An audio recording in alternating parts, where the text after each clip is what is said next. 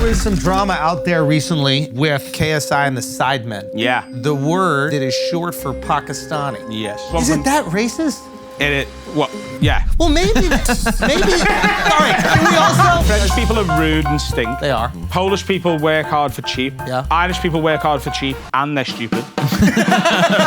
Hakimi's wife filed for divorce. She goes to get half his money. Turns out it's filed under his mom's Fantastic. name. This is how you know she was pure. She never asked where the money was going. This isn't some gold digger. When my mum would make bolognese when we were growing up. Bolognese. Does that sound like a gay night out? Ball and AIDS? Ball and AIDS? What's up, everybody? Welcome to Flagrant. And today we are joined by rising comedic talents, absolutely hilarious gentleman. Some of you know him very well from his appearances here on Flagrant, but of course from his podcast, his comedy specials, and just being a truly trailblazing individual out there in the UK. It's Adam Rowe, man. Hey, Adam Rowe, man. What's up, Adam? I wasn't ready for that introduction. I know. It throws off comedians. Like, comedians don't know how to handle compliments. Yeah, so, just not. Oh, like, shit, you're getting your teeth fixed and everything. Yeah. Oh, I take back everything I said. I thought this guy was like a real Liverpool Scouser piece of shit, but you're coming up big. In Liverpool now, the thing with your teeth, Yeah. most people go to Turkey. Yes. Have you seen the turkey teeth? Like, Yes. Treat it like hair. So they shave it down to like pins, and then they put like a. Can I tell you something about Europe that really fucking bothers me? Yeah, go on. Is that you won't let Turkey into the European Union. Yeah. But you all go there for the beaches, you go there for the Yeah. hair, you go over there for the teeth. It's like, fuck Just you milking guys, it. man. Do you think I run the You EU? fucking run it, man. You're the guy. Adam Rowe. There's nobody else in the Patreon They keep that's bringing me making going, Turkey millions. wants to come in. I'm like, no. They actually No. They actually There's left an the EU. Invisalign between Turkey and Europe. That's what it is. But for real, man. But we they need to let left the Turkey EU in. so Turkey could get in, probably. That's probably why England did so it. that was a big part of the campaign for the people who Yeah. wanted to leave. They were like, hey, We need to go to Turkey's going to Turkey. join. They deserve and it. you know what they're like with their fucking hot women and straight teeth. So let's just fucking leave. Hey, why doesn't Britain and Turkey create their own master European conglomerate? The bees. Because you both have everything that you need, right? You guys are bald, your teeth are fucking jacked, you're pale, right? They're just covered in hair, right? And I don't know. Create like a they're new fat master too. race of Turkish But I'm just business. saying, you bring you guys together, you get the pigment that you guys always needed, Yeah, right? You'll I'm have all for it. Yeah. I'm all for it. But Yeah. if you can convince the racists to actually vote, because they just think everyone Isn't that racist? Yeah. Well, maybe that's maybe. All right. Can we also? That was a good answer. That was a good answer. Okay. So they don't like, but is it racism or is it like culturalism? Because in America, it's racism because we all got the same culture. Okay. Like you can be American and different color skin, and I just don't like you for that. Whereas in Europe, it's at least like, everything's fucking kebab.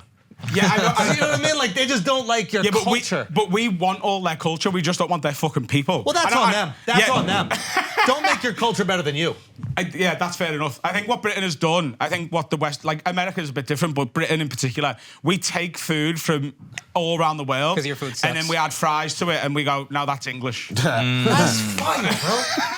I like that. I've never been for an Indian curry and not had fries with it. Really? That blows my fucking mind.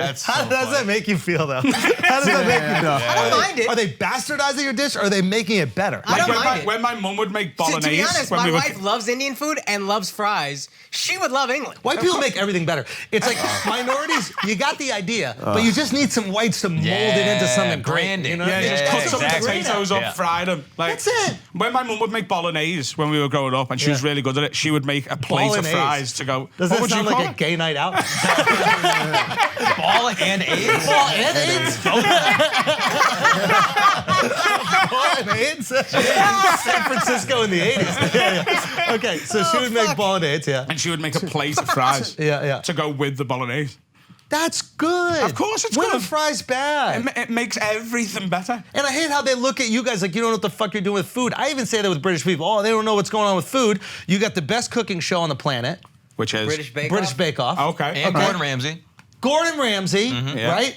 And fries with everything, which does make it better. And anytime you go out on a date with a girl, it could be your wife, girlfriend, doesn't matter. She goes, let's also get some fries to share. Ding. Totally. Gordon Ramsay's gone off a cliff because he started doing TikToks with his daughter. What's wrong with that? What's wrong with that? Because he's he was the scary, sexual? shouty, like guy. Everyone was fucking. Is it What? sexual, bro? What is it? What kind of TikTok? Yeah, he's fucking his daughter on TikTok. Yeah. It's weird it hasn't been taken down, think but they they've call got that hundreds of in thousands of Is he followers. criticizing her as he's doing it? Like body shaming her and shit? Cop the balls. You've got to cop the balls. It's a turducken for a reason. Do you guys have turducken out there? No. Oh, this is where you put a turkey. That's what they're inside gonna a call duck, their new inside country a with chicken, turkey. or whatever. This is peak America right here. Yeah. What It's chicken? what is A it? bird It's inside a bird. Chicken inside a duck inside a turkey. Yeah. 3 birds. How the Yeah. fuck? Like, I struggle to get a chicken to be cooked to the right temperature. How are you? That's British of you. Yeah. Yeah, that's British Bro, shit. don't let them shame you, bro. Britain is really the second greatest empire ever. Yeah, but that, And you created the first best one. So it's like. this one. Yeah. I'm just saying, you guys are all about it. Yeah. And you almost destroyed the next one that's coming in. Like, you guys saw it coming. You saw the Chinese rising, and you're like, give them fucking opiate addictions, right? Yeah. And That was it me as worked well. for a That was little bit. specifically me. Bro, I'm giving you credit for everything British. You know what I mean? You know how black people take credit for like every great black guy? Yeah. So like LeBron dunks from the free throw line, and black people are like, That's me. That was me. we did that. We was in the gym so- shooting rhythms. So I do that with Scousers. I do that with people from Liverpool. Like the Beatles. And the Beatles, Paddy and Molly in the UFC. Let me ask you a question. Are the Beatles really from Liverpool? Yeah, So why don't they talk like y'all? because they had to Don't go say- away and also they're from. So what you guys I don't know. Talk that I don't real know. shit. what you guys don't understand over don't here know. is the amount of accents in the UK is crazy, and there's even. Oh, you're so different. I can. Oh, you guys. What diversity. I can tell you where in Liverpool someone's What from. is that? Listen, I'm on his side. Yeah, white people have this. What are you talking about? You're still mad about the fries thing. That's what it is. I had no problem with the prize thing. All right, guys, your boy's out there doing some shows again, okay? I'm going to be at Gary V's VCon on May 19th, and then on May 20th, I'll be at the Hard Rock Live in Northern Indiana. That's Gary, Indiana, home of Michael Jackson. So, you know, we got to pay our respects, tongues out. And then I'll also be at the Pechanga Resort and Casino June 23rd in Temecula, California. I believe that one's already sold out. But we'll see what we can do about some tickets for that one. And then, of course, Calgary, the Great Outdoors Comedy Festival. Make sure you go get tickets for that. That's August 27th. And you can get tickets at theandrewschultz.com. I think we're going to be announcing a few more shows for this summer as we get warmed up and geared up for the next tour. So I'll let you guys know. Thank you guys so much for your support as always, and I'll see you guys out there. No, but you do have different accents every like 30 minutes. Less than that. I can tell you which area of Liverpool someone's from. So the Beatles are all are from they South from- Liverpool, which is slower. But is South Liverpool also just like London? Is that? Because that's what they sound like, that they're from London. And I think it's a No. bunch of fucking horse shit that Well, they're from they've Liverpool. moved around. They've been all over the world, but like, There's some private school kids, bro. Just talk that shit. It is what it is. yeah, that's what they've become. They're fucking billionaires. Their voice is gonna. You can't be a billionaire with this voice. You can't be going into meetings with the richest people in the world and be like, "How are we, lad? You all right? Do you want to fucking drink?" we want to open up an Amazon factory. Like the Beatles talk a lot slower. It's I'm Yeah. getting on the bus. So they sold out? Is that what you're saying? Totally. Like Okay. none of them ever fucking came back. Paul McCartney come back quite a bit. John Lennon couldn't come back because he got shot in the face. I remember Yeah. that. Ringo's like, I'm never going back. Like they're idols in alive. Liverpool because of what they did, but they didn't say so. How did Liverpool react when he got shot in his head? I wasn't alive. You were alive for everything.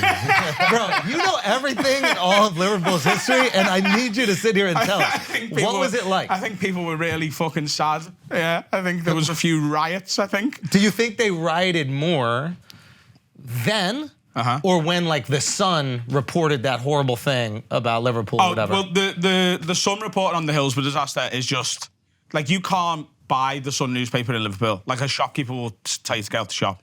So that's what I'm talking about, bro. Liverpool's a cocky. It's New York is much more similar to Liverpool than it is to London. You guys are like the Italians Yeah, of Great Britain. yeah.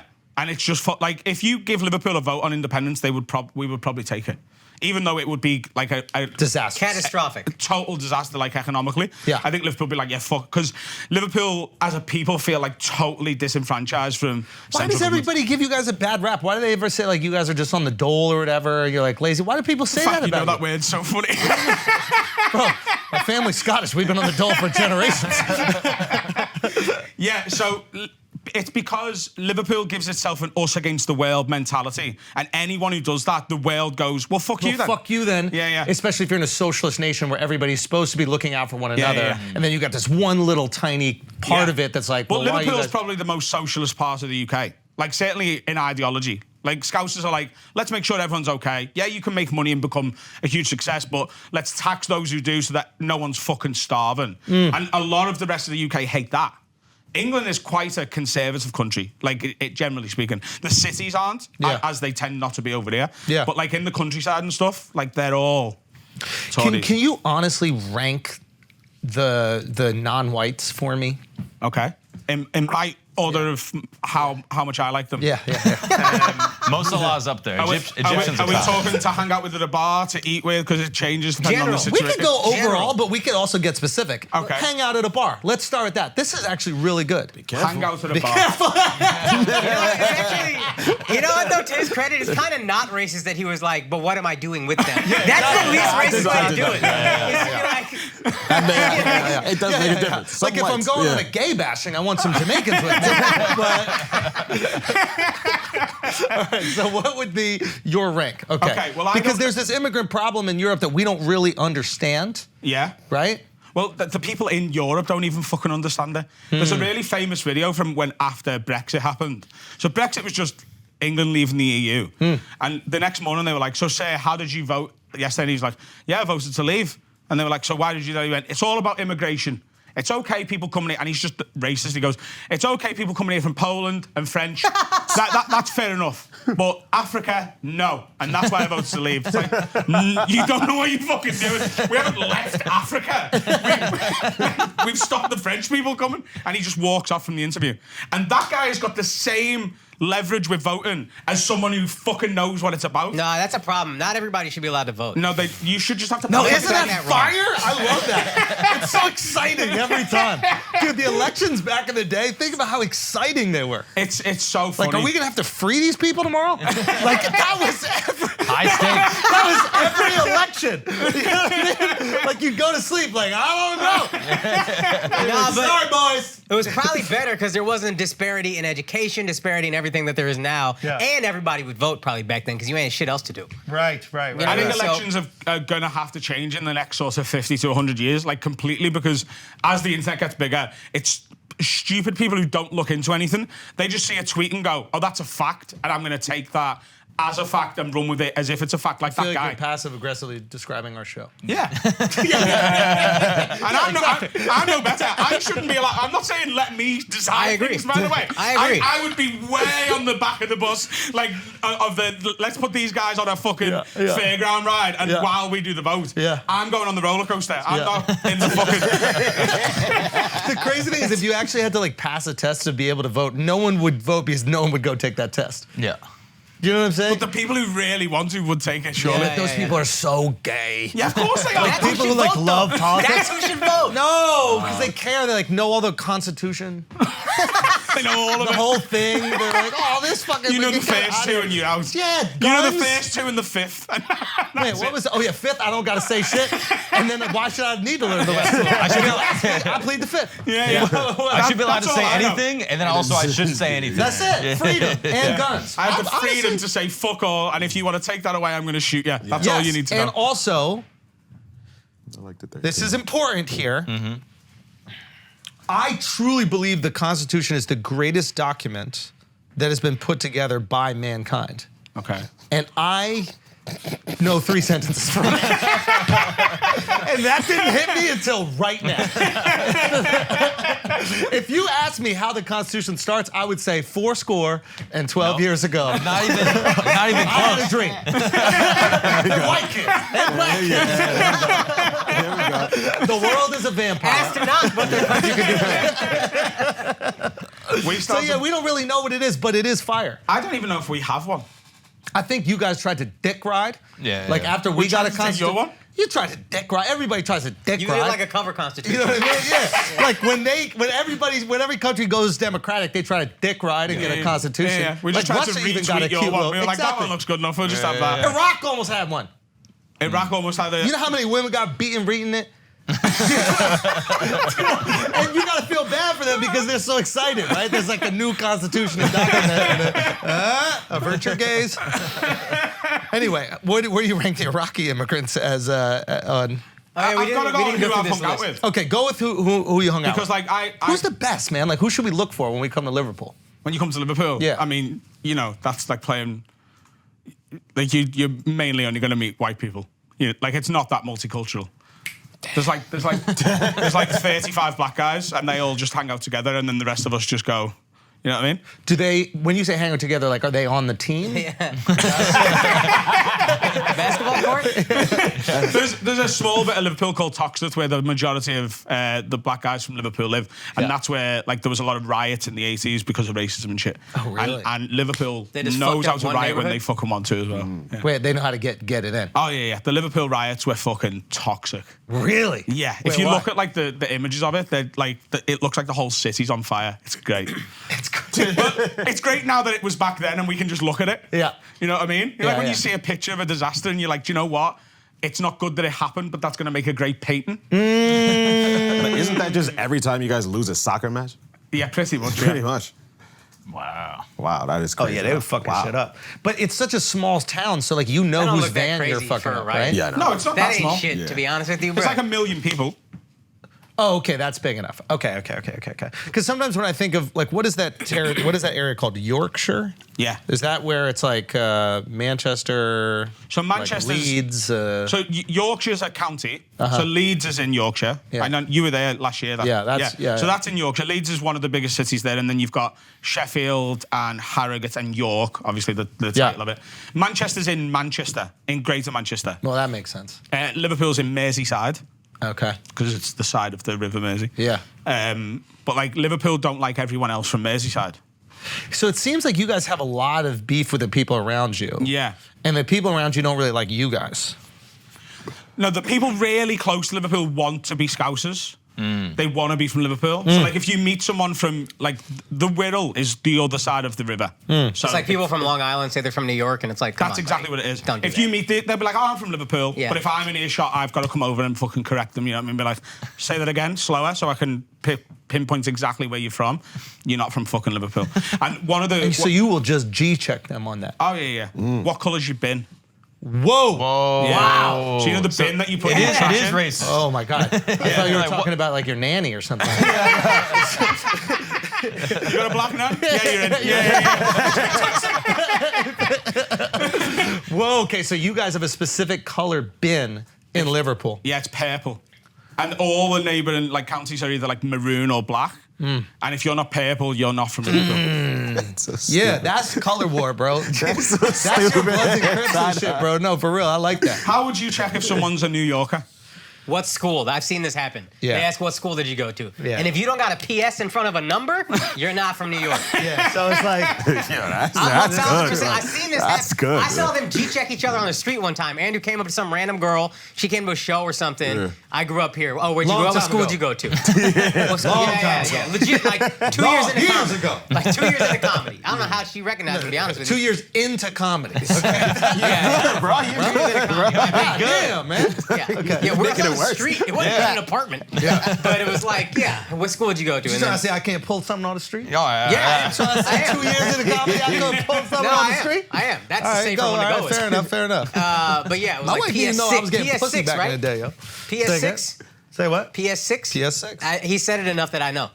He's G-checked enough people No, that that's I what we know. do. So you go like, where are you from? And then somebody goes, oh, I'm from New York. And then when you kind of feel like they're not, Yeah. you go, you say it like curiously, you be like, oh shit, where'd you go to high school? Like as if we might know the same people. Yeah. And they're like, oh, well, I actually am from Maine, but then I've been here 10 years. Like, See, somebody, the accent is so obvious with Liverpool Yeah. that if I had someone go, I'm from Liverpool, I'd be Yeah. like, no, you're not.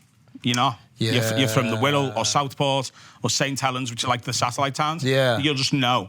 And then where do you go to schools? Like if someone is from Liverpool, that's how you'll sort of, that's the next, but like we already know whether they are or not. That's the next. And like my school produced a lot of like people like Stephen Gerrard went to my school, Paddy Pimblett went to my school. Yeah. Shouts at Paddy, bro. Yeah, he was like 3 years below me. Yeah? Oh, Yeah. really? Did you guys ever tussle? You fucking crazy. Like people knew when he was in school that he was... That dude. Yeah, he was just a guy, like he was the guy who could fight. Oh, really? Yeah, like people, like everyone knew, like there's a lot of fight. I went to an all-boys school. Yeah. So there's always a lot of fighting anyway. And in every year, there's like, you know, that's the guy. He was just That the guy's guy. great. Yeah. That guy's great. And then he channeled it into MMA when he was like, I don't know. Yeah, I mean, he's killing it. This is in high school? No way. Yeah, apparently this is footage of him just fighting in the bathrooms in high school. Oh, wow. Fucking this guy up. And you're asking me, did I have a tussle? Bro, I mean, is that your bathroom? Who's this other That's a dude? school bathroom, yeah. Who's this other dude just taking shot? I mean, Guy's a tough son of a bitch. Not bad. I mean, Paddy's a professional UFC fighter. Oh, wait a Oh, minute. fuck. Wait, Paddy's the blonde, right? Yeah. Oh, he get fucked up now, though. Son, this kid's got heart. Do you know This what's red sweats. fucking crazy about this? Yo, I seen this video at the time, and this is the first time I've seen it since. hold on. I'm not Press joking. play. I Why'd you remember stop this real video quick? going Stop. around school. That's the end of the video. No, it's 37 seconds and it's 39. You dumbass. Yo, Mark is a hater, son. Mark is a... I knew Mark was a hater. I stopped hold on. Early Patty, stoppage. It was Patty, you early need to know stoppage. that Early there's a stoppage. hater on the podcast. It was an early stoppage. Mark I'm can be sorry. the only cute motherfucker with long hair. So you take the one video where Patty gets dropped by some kid in high school, and then you stop it 2 seconds before he He absolutely didn't tell me to keep annihilates going. I didn't know. I know. I That was smell fucked. hate on this I boy. because you early could see him catching him. Right? You and could see and it. then I go, keep playing. He goes, oh, that's the end of the video. Yeah. Oh, is it conveniently the end of the video before the amazing knockout? That guy was from Manchester. I was rooting for him. I was rooting for the other guy. Yo, shouts to Patty, but he does get caught, bro. He still he gets did. caught. Yeah. He need to work on that defense. Yeah. But Yeah. he knows that as well. He does. Yeah, like if you watch like his recent things, he's because after that last fight, he was very like bullish in the interviews. He's like, Yeah. fuck that guy, I definitely won. Yeah. And I think he's looked at it and gone, oh, I was a bit sloppy there. Yeah. But like, look what he's done in like a couple of years in the UFC. Bro, it's unbelievable what he's done. He's incredibly charismatic and like he understands the game and he plays into the game. Yeah. He understands how to build a personality and he understands that the more that people root for him, the more money he's going to make in the UFC. Totally. And Yeah. a big part of that as well is Liverpool. Liverpool's a very yeah. parochial city, so having a full city, it's like, What does that word mean? it means like get behind their own. Okay, like got you're from Liverpool, we're gonna back you. Yeah. And you know, you still have a few haters, and once you get really big, like people who are jealous, like, oh fuck that guy, I don't like him or whatever.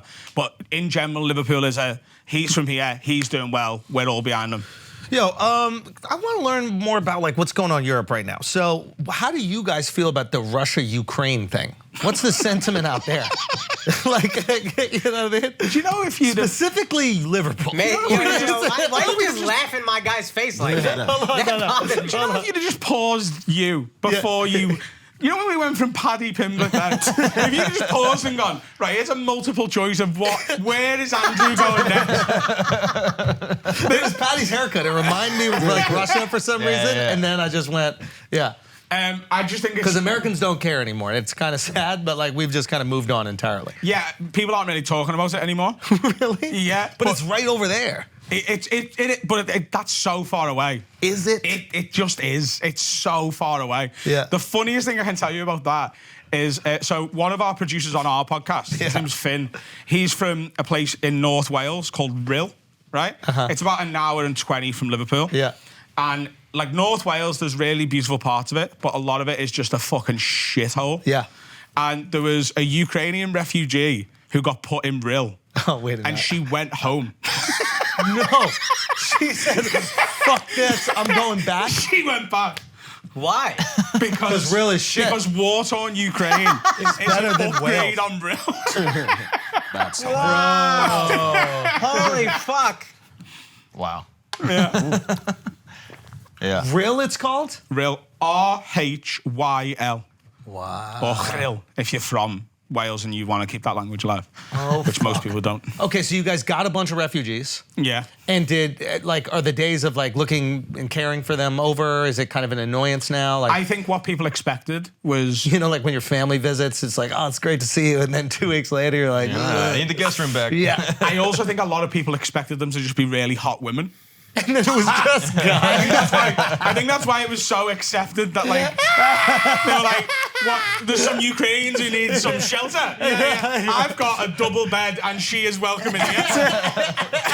You read that story about the guy who took in the Ukrainian refugee, then they became a couple, he divorced his wife or left his she girl left or him, something like that. But then the Ukrainian woman left him, and now he's single again. Yeah. But like that's What a what I think punishment. people were like, you know what? Because like Britain has got a problem, like as a country where like the Conservatives in the country are like, we don't want any refugees. That's a big part of why they left the EU. Yeah. And it's like, no more immigration. No one from Syria. No one from Turkey. Yeah. No one from any of these fucking war-torn. No. Yeah. That's their problem. It's not our problem. And then it was like, we need to put some Ukrainian people up. And people were like, do you know what? Let's give this one a go. Yeah. And It's just women and children. They were very specific who was coming over. No, I will have the women. You know, the children can be in the kennel and with the dog. Did anybody get a hot one? The guy who left his wife for one, she was hot. But then she's obviously got bored of him. Yeah. Yeah. Would you take in any? I would, yeah. I've got 2 spare rooms. Yeah. Wait, you're single now, or are you already I've got a shacking up? partner, yeah. Already? Yeah. Fuck, man, you like stay. You're like Pam Anderson, bro. You just stay with a boyfriend or girlfriend in I your was single situation. for like nearly a year. Yeah. Yeah, and then I started seeing someone and it's gone quite well, so we just sort of... Okay. I That's what thought you said about- last time, though. So last time you were here, Yeah. Yeah. thanks to us, you got out of a bad relationship, really, I think. Absolutely was not thanks to you. I think it was we was were the us, reason. yeah. Yeah. It was a You trip to took New me to York. one side and you It were like, was there's the- something bad about this. Yeah. Yeah. I remember sense it. it. Can I be honest? Can I be completely honest? Yeah. I didn't know the difference between the last girl and the girl before that. Yeah. I thought they were the same girl. No, so a few years ago when we first come over here, I'm being honest because we went out to go have like lunch together. breakfast, Breakfast, and it was the new one. No. Well, No. fuck me. No. So When did I meet the new one? when I first come over, I think it was 2018. Yeah. I met you for breakfast, and this is what's really funny, right? Yeah. So, like, I don't know whether people know, the way me and you met and Yeah. sort of became acquainted, I was watching your videos, I'm as well as a comic, big fan of comedy, Yeah. and I messaged you and was like, I'm coming to your show in London, let me know if you need an opener. Yeah. On the day, you're like, yeah, come and do it. Yeah. So I've been watching your stuff, I've always got, like, comedy on around the house when I'm just... And the girl I was with when I came over the first time, before she met you, she fucking hated you. She fucking That sounds hated about right. you. Wait, why? Do you know why? Because of like. Do you not know why? I'm curious. Because of like his style of comedy, which is abrasive and confrontational and stuff, and she was just like, "It's offensive. I don't fucking like it." And I was like, "Okay, cool." And then we landed in New York, and I text you and you're like, "Right, let's go for breakfast tomorrow." That was my first morning in New York. Yeah. So we wake up and she goes, "Where you going?" I was like, "Oh, I'm going to meet Andrew for some breakfast." And she goes, "Oh, can I come? I don't want to like you to just be leaving on the first morning in New York." I was like, "I'm sure it'd be fine. Come down." And she left that breakfast, and it was so funny because like she had like this look on her face as we left, and she was like, "I feel really bad," and I was like, "Why?" She went, "He's so nice." And because like in comedy, like a lot of comedians can be a bit rude when you with your partner. Like they'll like if your partner's crazy. there, they're just talking to you, like talking shop, It's talking about unbelievable. comedy, and you just didn't do that, and you were just like you were asking her questions more than you were even asking me questions, just getting it, and she was like. He's given me more attention than any of your friends that have met me, like from back home. She's like, I feel really, really bad about it. I liked her. Yeah. And then I thought she stole from you because that I wasn't confused them, and I was like, that rotten bitch. No, that wasn't it. So me and her, like, we just got to a point where we were like, we're not, like, we're too different. But she was really sweet. She was great. I haven't got a bad word to say about that girl at all. Yeah, She's a lovely girl. So then the next girl, the thief. The girl I was with last time. Yeah. Yeah, so on my latest special, which is called Juicy, is one long story. And it's about the breakup with the girl I was here with last time. But She stole from you. Yeah. Can I And just say have to one part for of it? legal reasons? Yeah. It's a work. The special is a work of fiction. It didn't really happen. This is all legend. Okay, can I just say one thing that was really funny? Yeah. Okay, from the special, and I don't want to seem like it's giving it away, but I think it will make people want to go see it. So one of the things that she stole This is great. is she bought his podcast merch With my money. with his money. Okay, it doesn't seem that bad. Here's the funny thing. He sends out all the merch himself. So he went under their bed, took out the hoodie, packaged it, put the shipping label on it, and where did it go? to her mum's house. And you didn't know? I just like I'm not concentrating. I'm just printing labels, and that one's going over there. and- Yeah.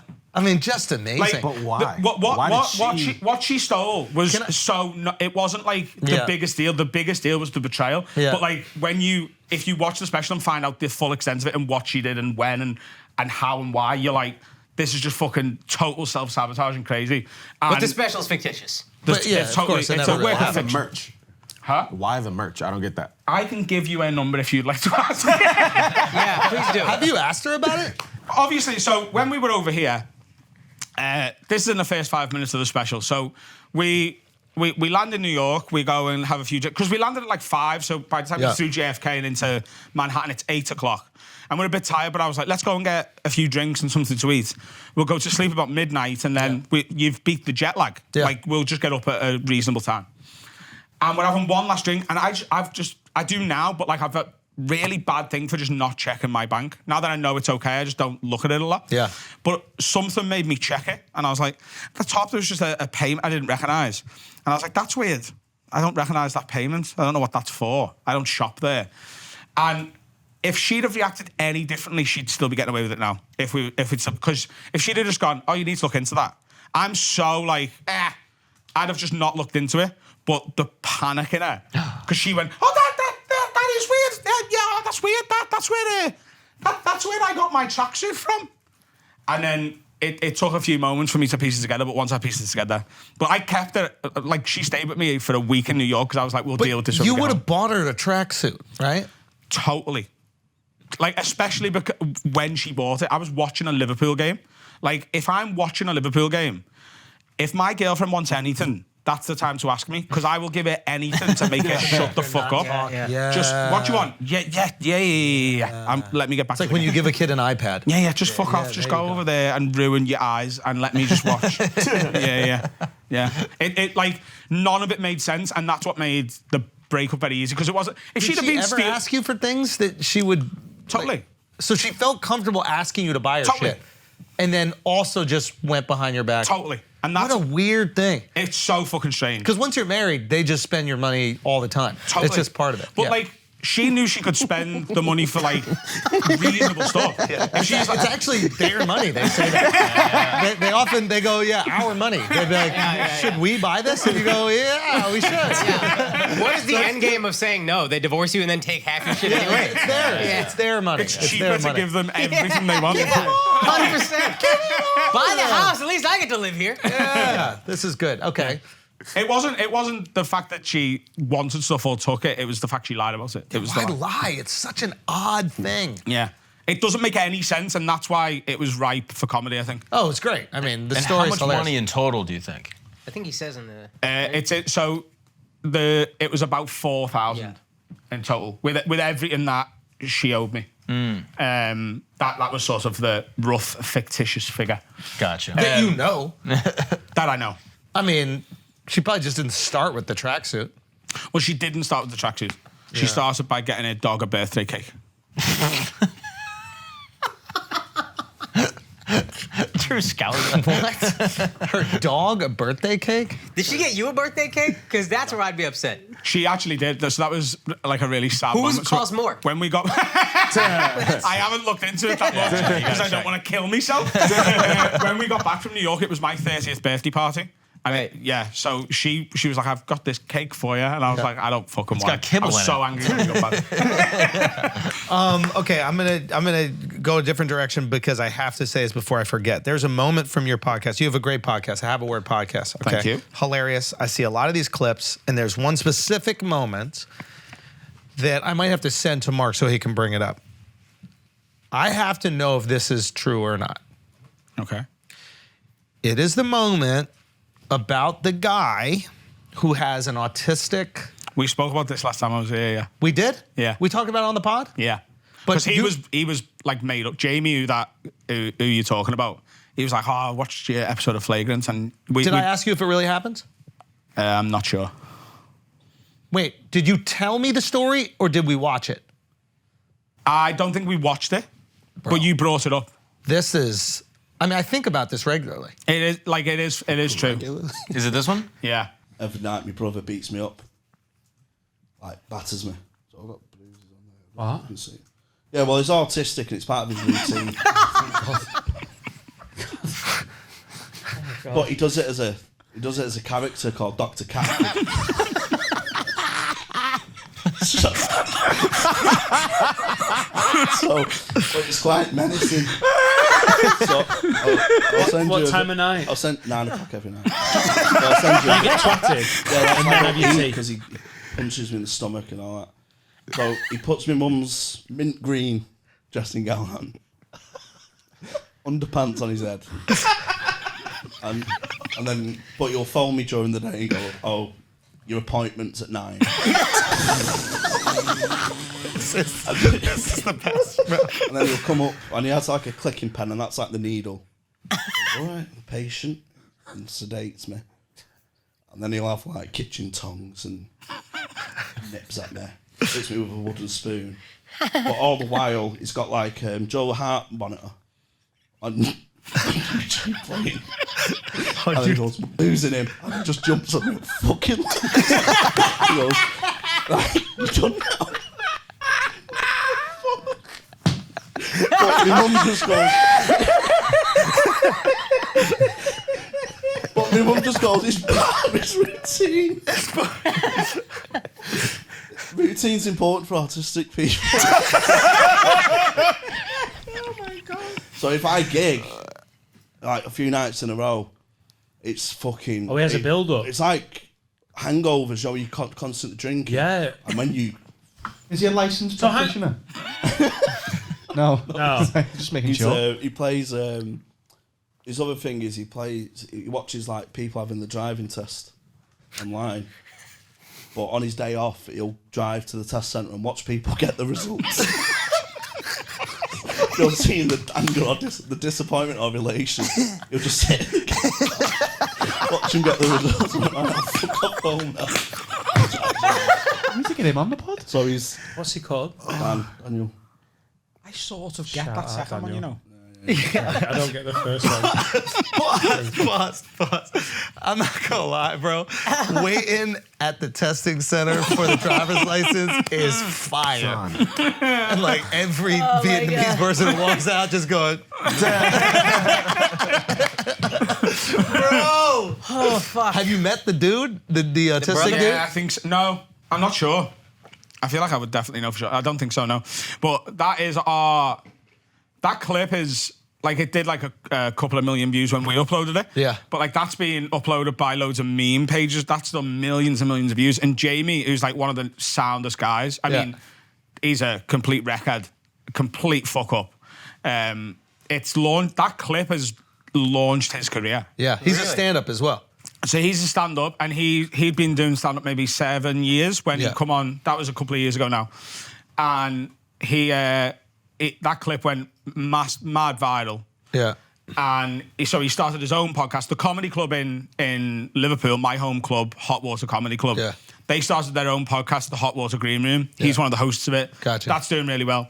Jamie's just announced his first UK tour. Oh, wow. Today, or the other day, and like his hometown sold out in like... Does he tell that story as part of the act? I don't think he wants to, because everyone who's coming to see him has seen it. Yeah, that's a great idea to not give them what they want. Do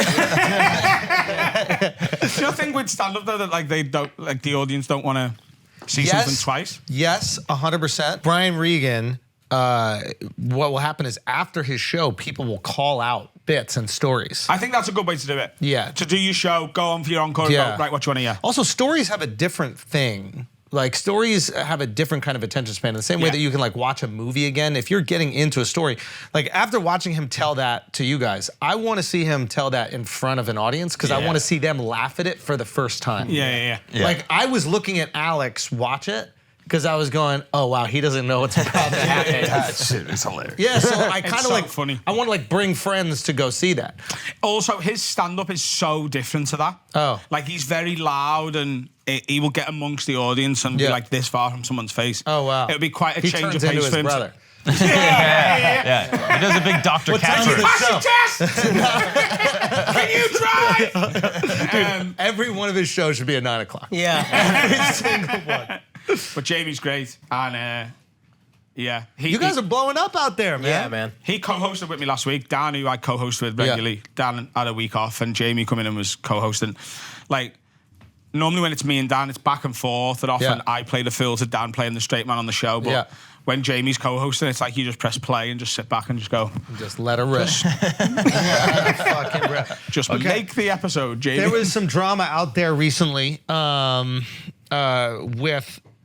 I think it was KSI and the Sidemen. Yeah. And the word that is short for Pakistani. Yes. Pak. Yeah. Can't say anything else. Just one syllable. It is weird. I don't know. What is your take on that? Like in America, I don't think that has the same sting. No, but in the UK, it's a big thing. Why? Can you explain that? Because obviously, like, with the M word, it's tied to slavery and stuff like that, which It's obviously also makes its own word. It's not short for something else. Yeah, but like it's not used. It's not like if it was ever used as just like short for something. Yeah. Or like, you know, I'm with my friend. He's a pack, whatever. Yeah. Then that would be totally different. It is only ever used with venom and malice. Oh, It's really? used to bully anyone of South Asian descent. That's all it's for. It's not used in an affectionate or like normal way. It's used to upset people. Shut up, you're a.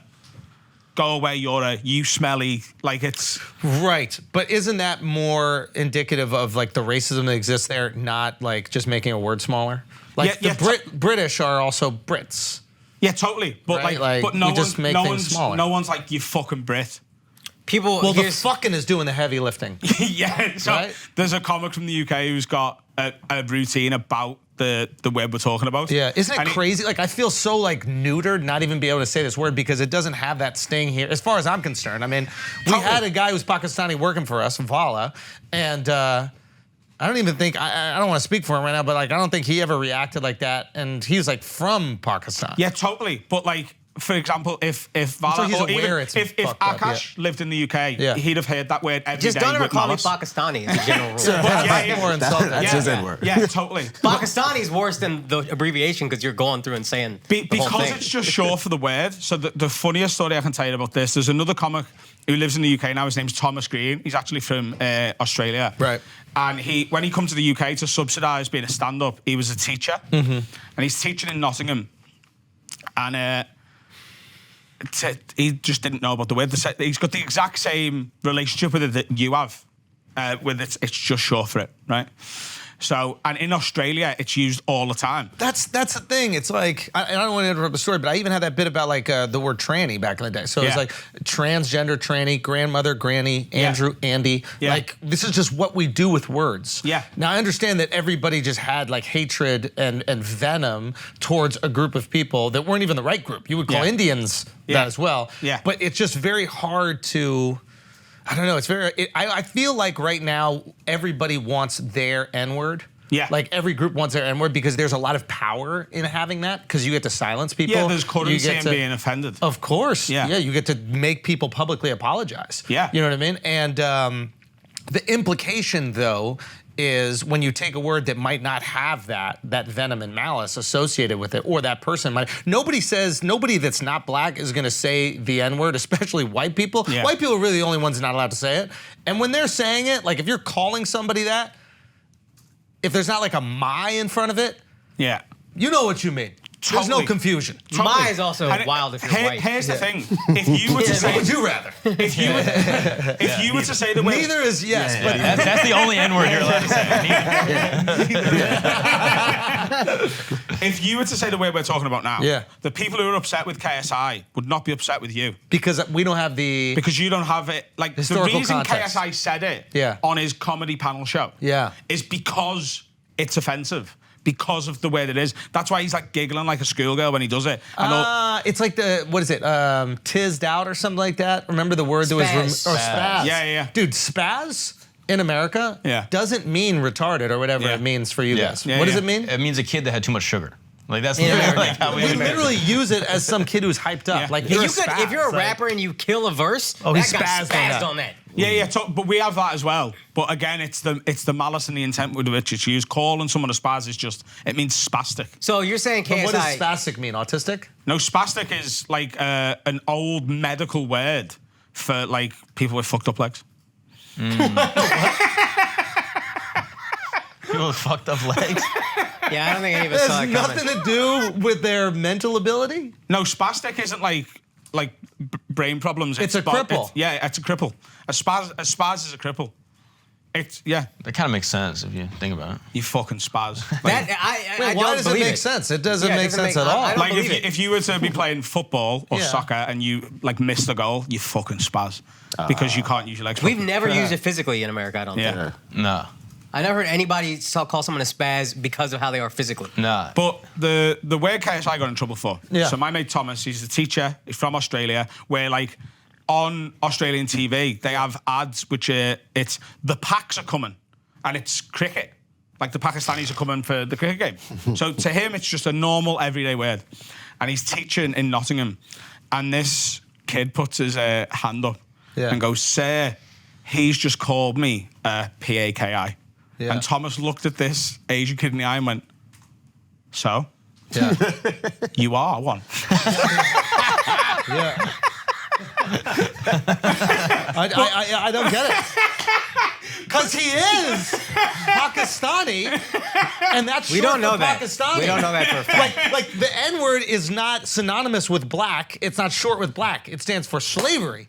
No, you see what I'm saying? But like Pakistani. No, but the and making it short. Son, here's how Can we bad call someone Stani? Can I call him Stanis? I mean, you can give it a go. I'm just saying, you can give it a go. In America, we're American. Yeah. Here's if how we bad chop the hay off as a razor, I don't understand. It depends what you're doing to them when you say Stani. I love Stanis. All right, that's okay. I love Stanis. They're my favorite people. Kazakhstanis. I love Kazakhstanis. I love Turkmenistanis. I love all the Stanis. Tajikistanis. All the Stanis. Stanis are great people. Yeah, here's the difference with the N-word also. The N-word, not only is it tied to slavery, it was the offensive term then. Yeah. There was another term that wasn't offensive back then. Another N-word, lighter, N-word light. The N-word was offensive back then. Yeah. We had slaves. I still want to degrade you.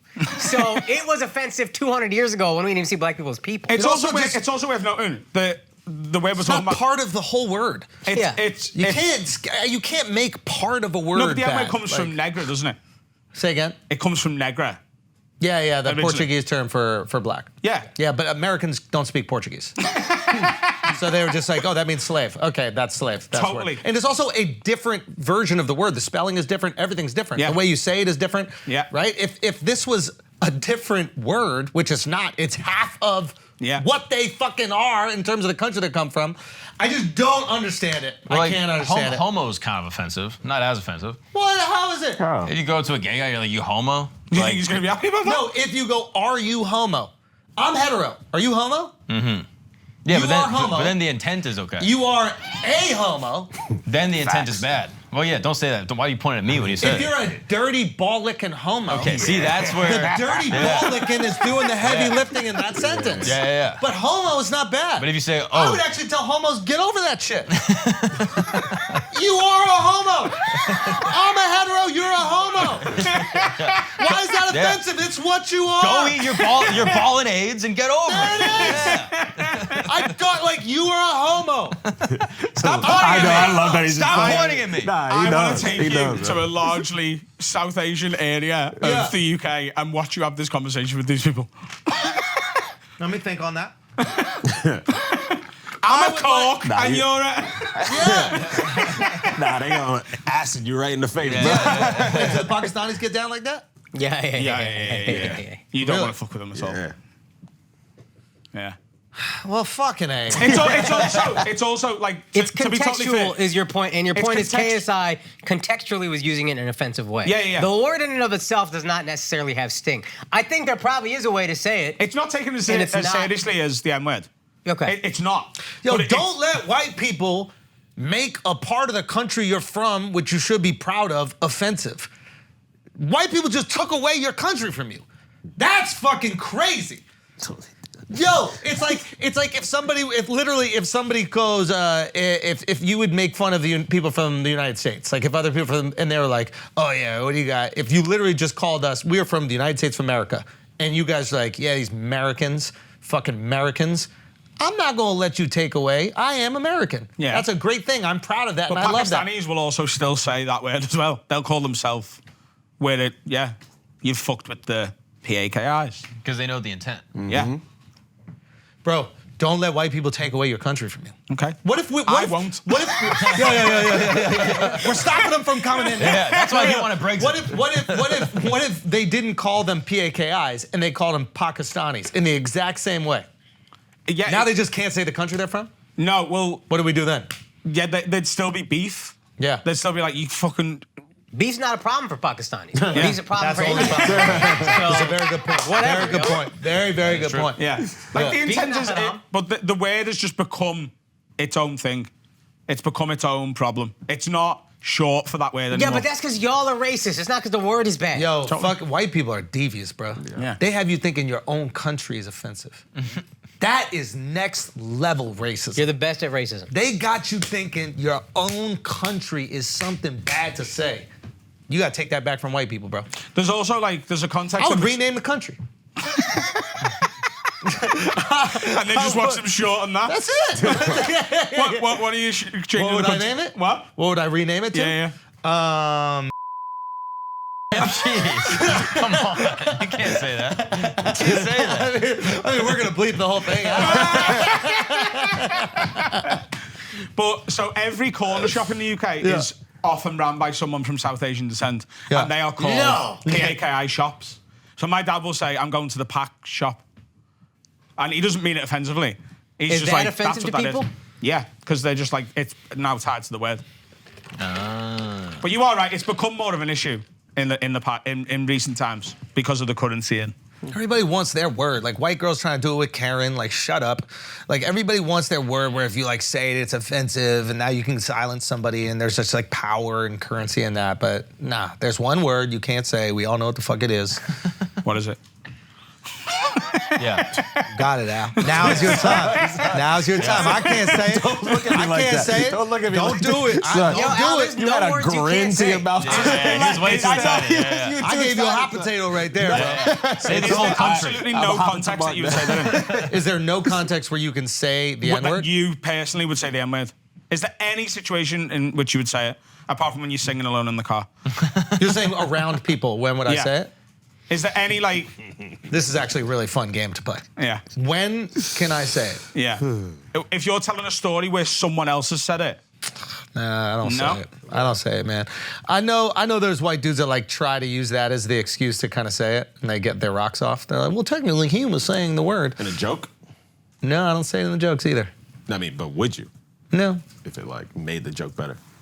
No, I mean, it does make every joke better. It is. I wish I could say it after every punchline.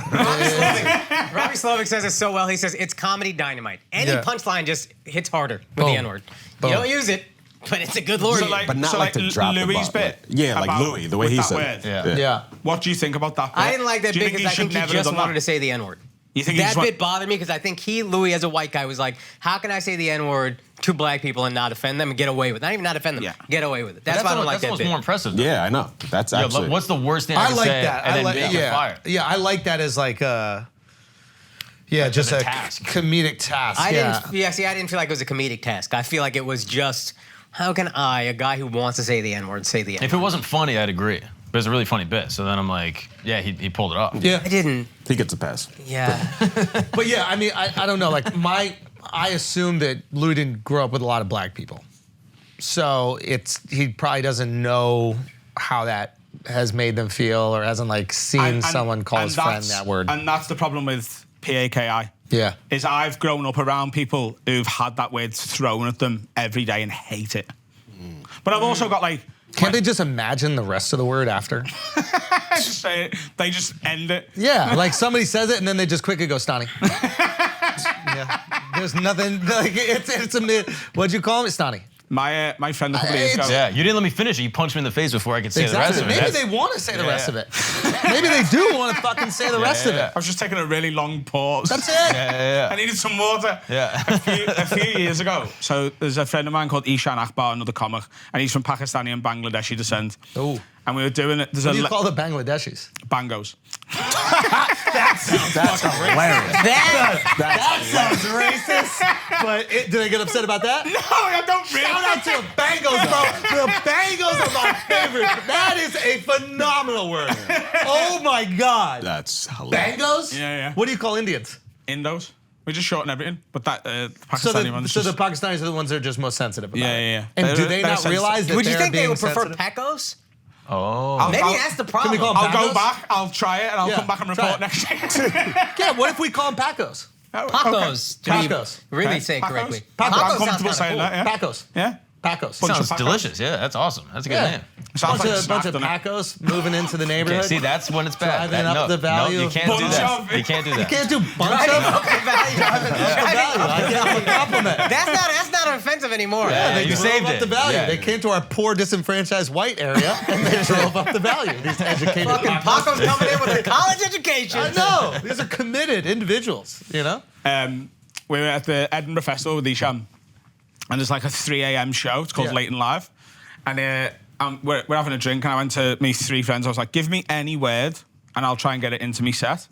And if I get it in, you owe me a drink, and if I don't get your word in, I owe you a drink. Yeah. So one of the guys gives me like parachute, and someone gives me sausage or whatever, and Yeah. Ishan gave me PAKI. Yeah. So he goes, get that in. He goes, but on top of that, he goes, I've just been paid £400 for a set. He went, I'll give you all of this if you walk on and say any English in, any Irish in, any PAKIs in. And I went, I'll do it. And I just bottled out. I didn't get it in. You didn't do it. I couldn't do it. How scary are these Pacos, dude? I'm trying to understand, like, what's going on? Do you know with They be that, I thugging in genuinely was England, I more think. worried about the fucking woman with the purple hair on the front row who I knew was going to be the most offended person in the room. Oh, so you're really worried about the white people that will write blogs Yes. defending the Pacos? Yeah. Do Pacos call anybody else by? Do they shorten anybody else's country? I don't think so. Like, what do you call people from Poland? Poles. Yeah. You're a Pole. I cannot believe that. Do the Pacos call the Poles? I don't know. Is there a situation no, where we a don't- Paco, a we Mango, don't and divvy a up white Pole people. That's the thing. are all talking and they're just using the, you know. A Paco, a Bango, and a Pole. Yeah, a Paco, a Mango, and a Pole walk into a bar. I was going to say, the only Paco, time a they Mango, talk and is a in Pole jokes. walk into a bar. Right? And then what happens besides the Paco not drinking because he's devout? What? Well, the Bango sat with him, and the Pole's getting 3 beers for himself. See how much fun it could be?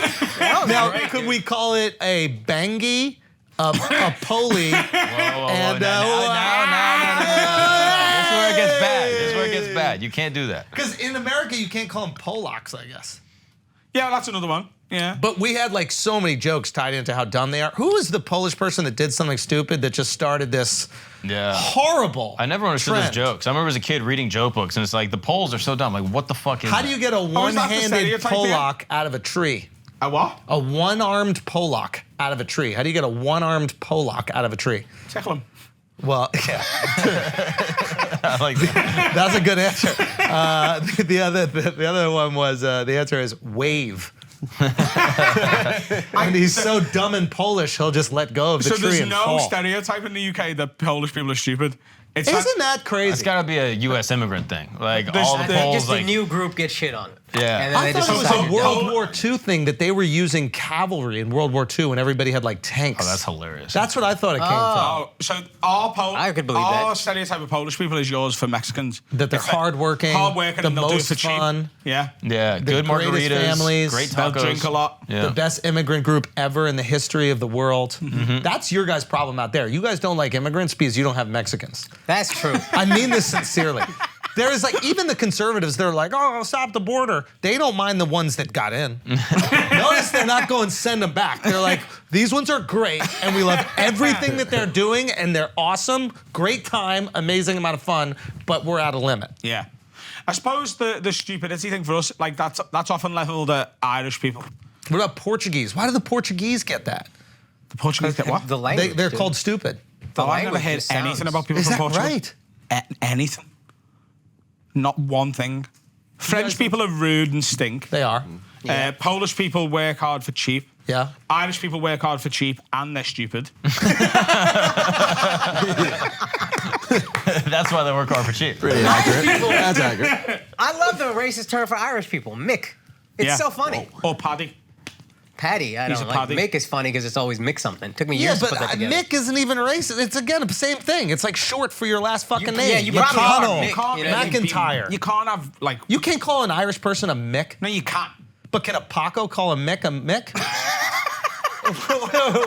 Can they do that? You're inventing tongue twisters. I'm just saying, like, why? Like, at a certain point in time, we just got to step back and go, okay, guys. You don't use Jap though, right? What do you mean? Like Jap. You wouldn't call a Japanese person a Jap. Second I walk into the restaurant, they start going, how much am I gonna say? I go, Japa, Japa, Jap, and I just Jap them No, all but up. you Jap and Jap and Jap. If you just go, yo, what's up, my Jap? You wouldn't say that. Let me think. He's got you.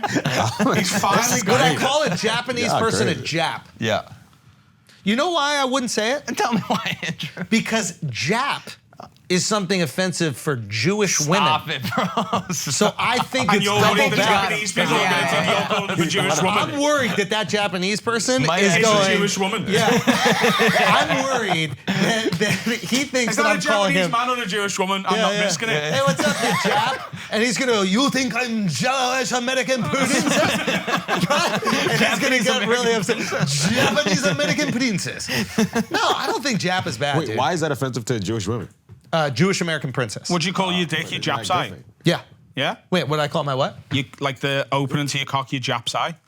Do you have that here? No. My What is that? My urethra? Yeah, so like the bit, Your Jap's eye. yeah, that's what. Yo, that is fucking hilarious. Do you not have that? Yo!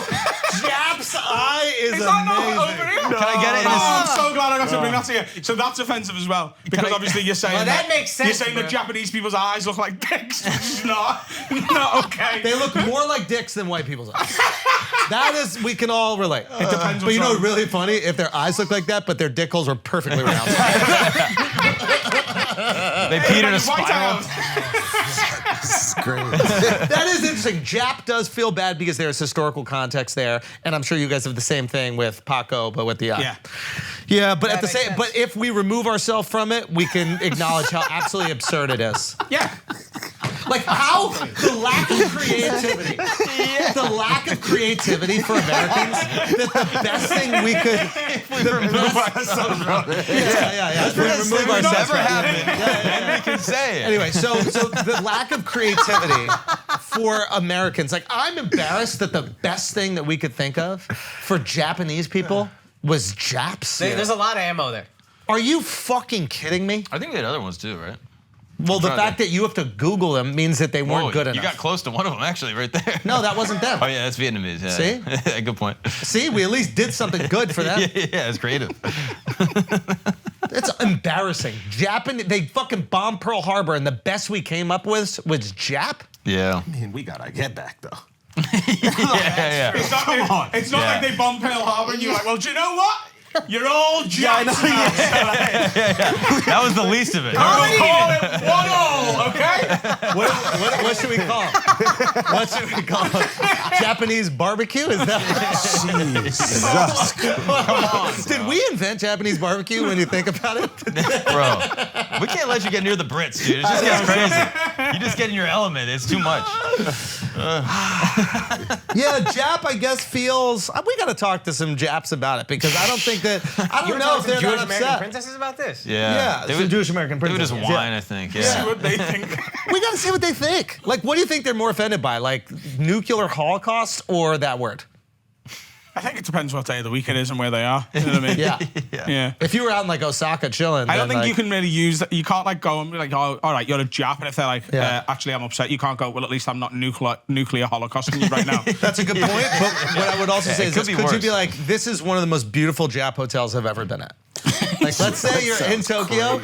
You're like, okay, what'd you do for dinner last night? Oh my God, we went to this Jap restaurant and we had the most amazing Jap sushi you've ever had your entire life. And then we went back to our Jap hotel and it was, dude, the Jap massage that I got before I went to sleep was one of the most relaxing things I've ever experienced in my life. You can't say that after they didn't let us in their country for 4 years because of COVID.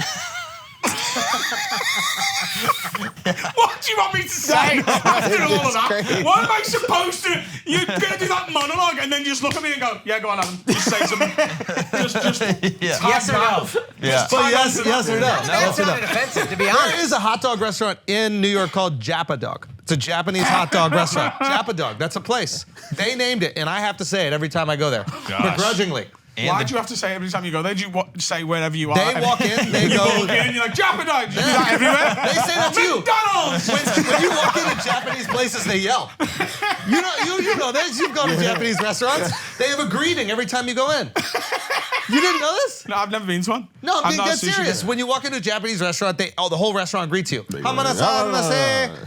Actually, look it up what they say. So there's a thing that they say every time you walk into a Japanese restaurant. Hamanasan. It sounds like that. It's probably welcome, right? Yeah. Yeah. Yeah, Mark. It is probably a good guess right there, buddy. Probably is, yeah. Yeah. But you never know. But you don't know. You never, like, they might just be saying, like, they might just be fucking. Yeah. You know what I mean? They go, irashishamarashe, irasaimase. And that means because Welcome, of please come Hiroshima, in. I'm not cooking the fish. Irasaimase. Welcome, please come in. Irasaimase. They gotta say all that. Yeah. So fucking stupid to say please come in when you're already inside, isn't it? Yeah, right? I'm already entered, Kind of bro. redundant. Yeah. Yeah. So what else could they say instead? Instead of irasaimase, what? You want me to invent a Japanese word? No, but you could do a traditional dance. I believe they call it Jap dancing. No. You're thinking about Japanese strip clubs.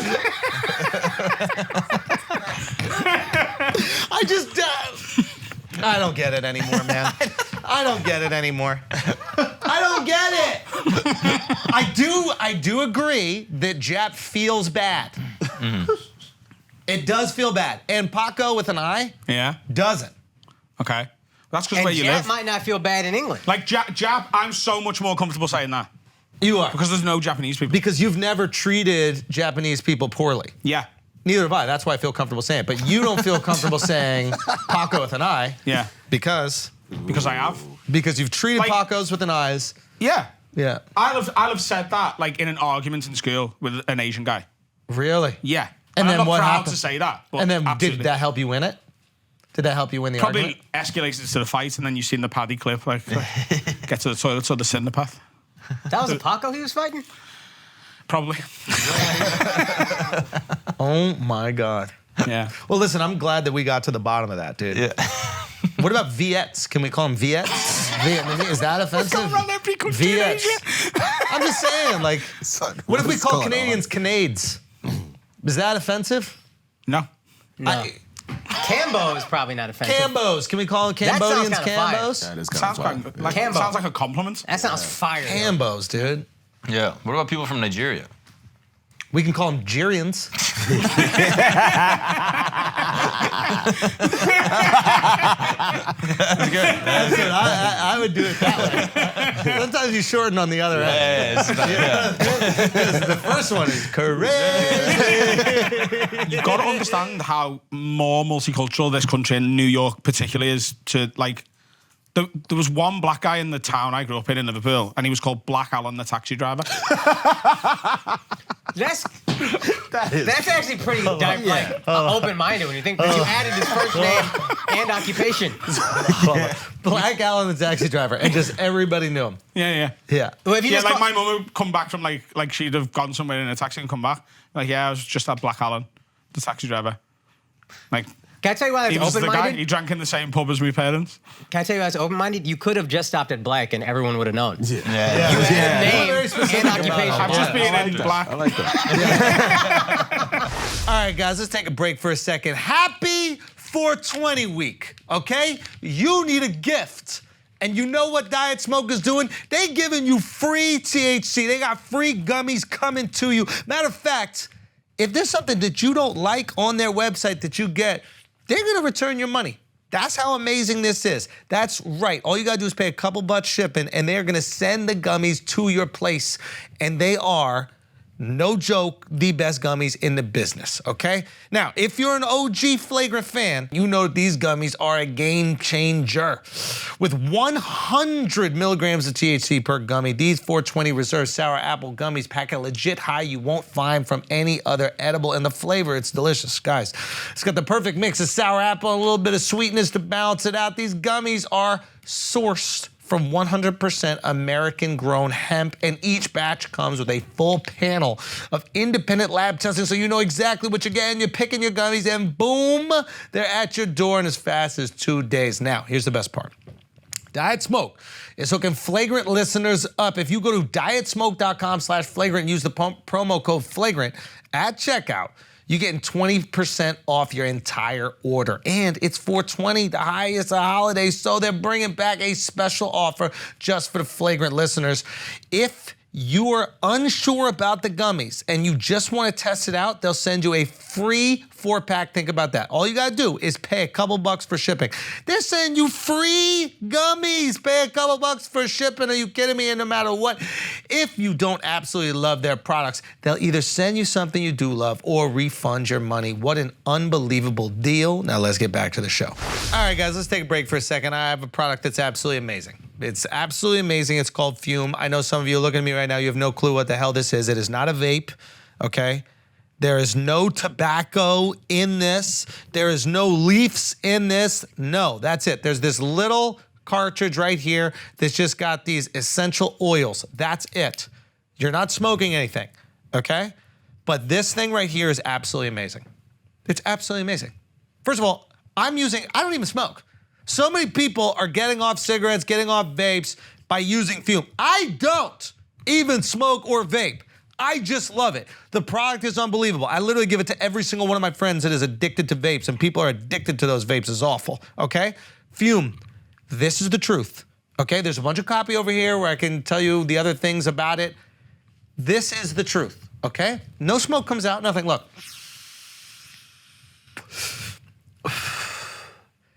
But that 2-second meditation that you get from taking that drag, that's what we need. That's why we started smoking in the first place. That's why we started vaping in the first place. But forget all the horrible things that are inside cigarettes and vape.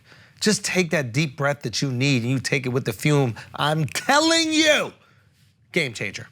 I fucks with it. Heavy, heavy, heavy, heavy, okay? You can too. This is how, okay?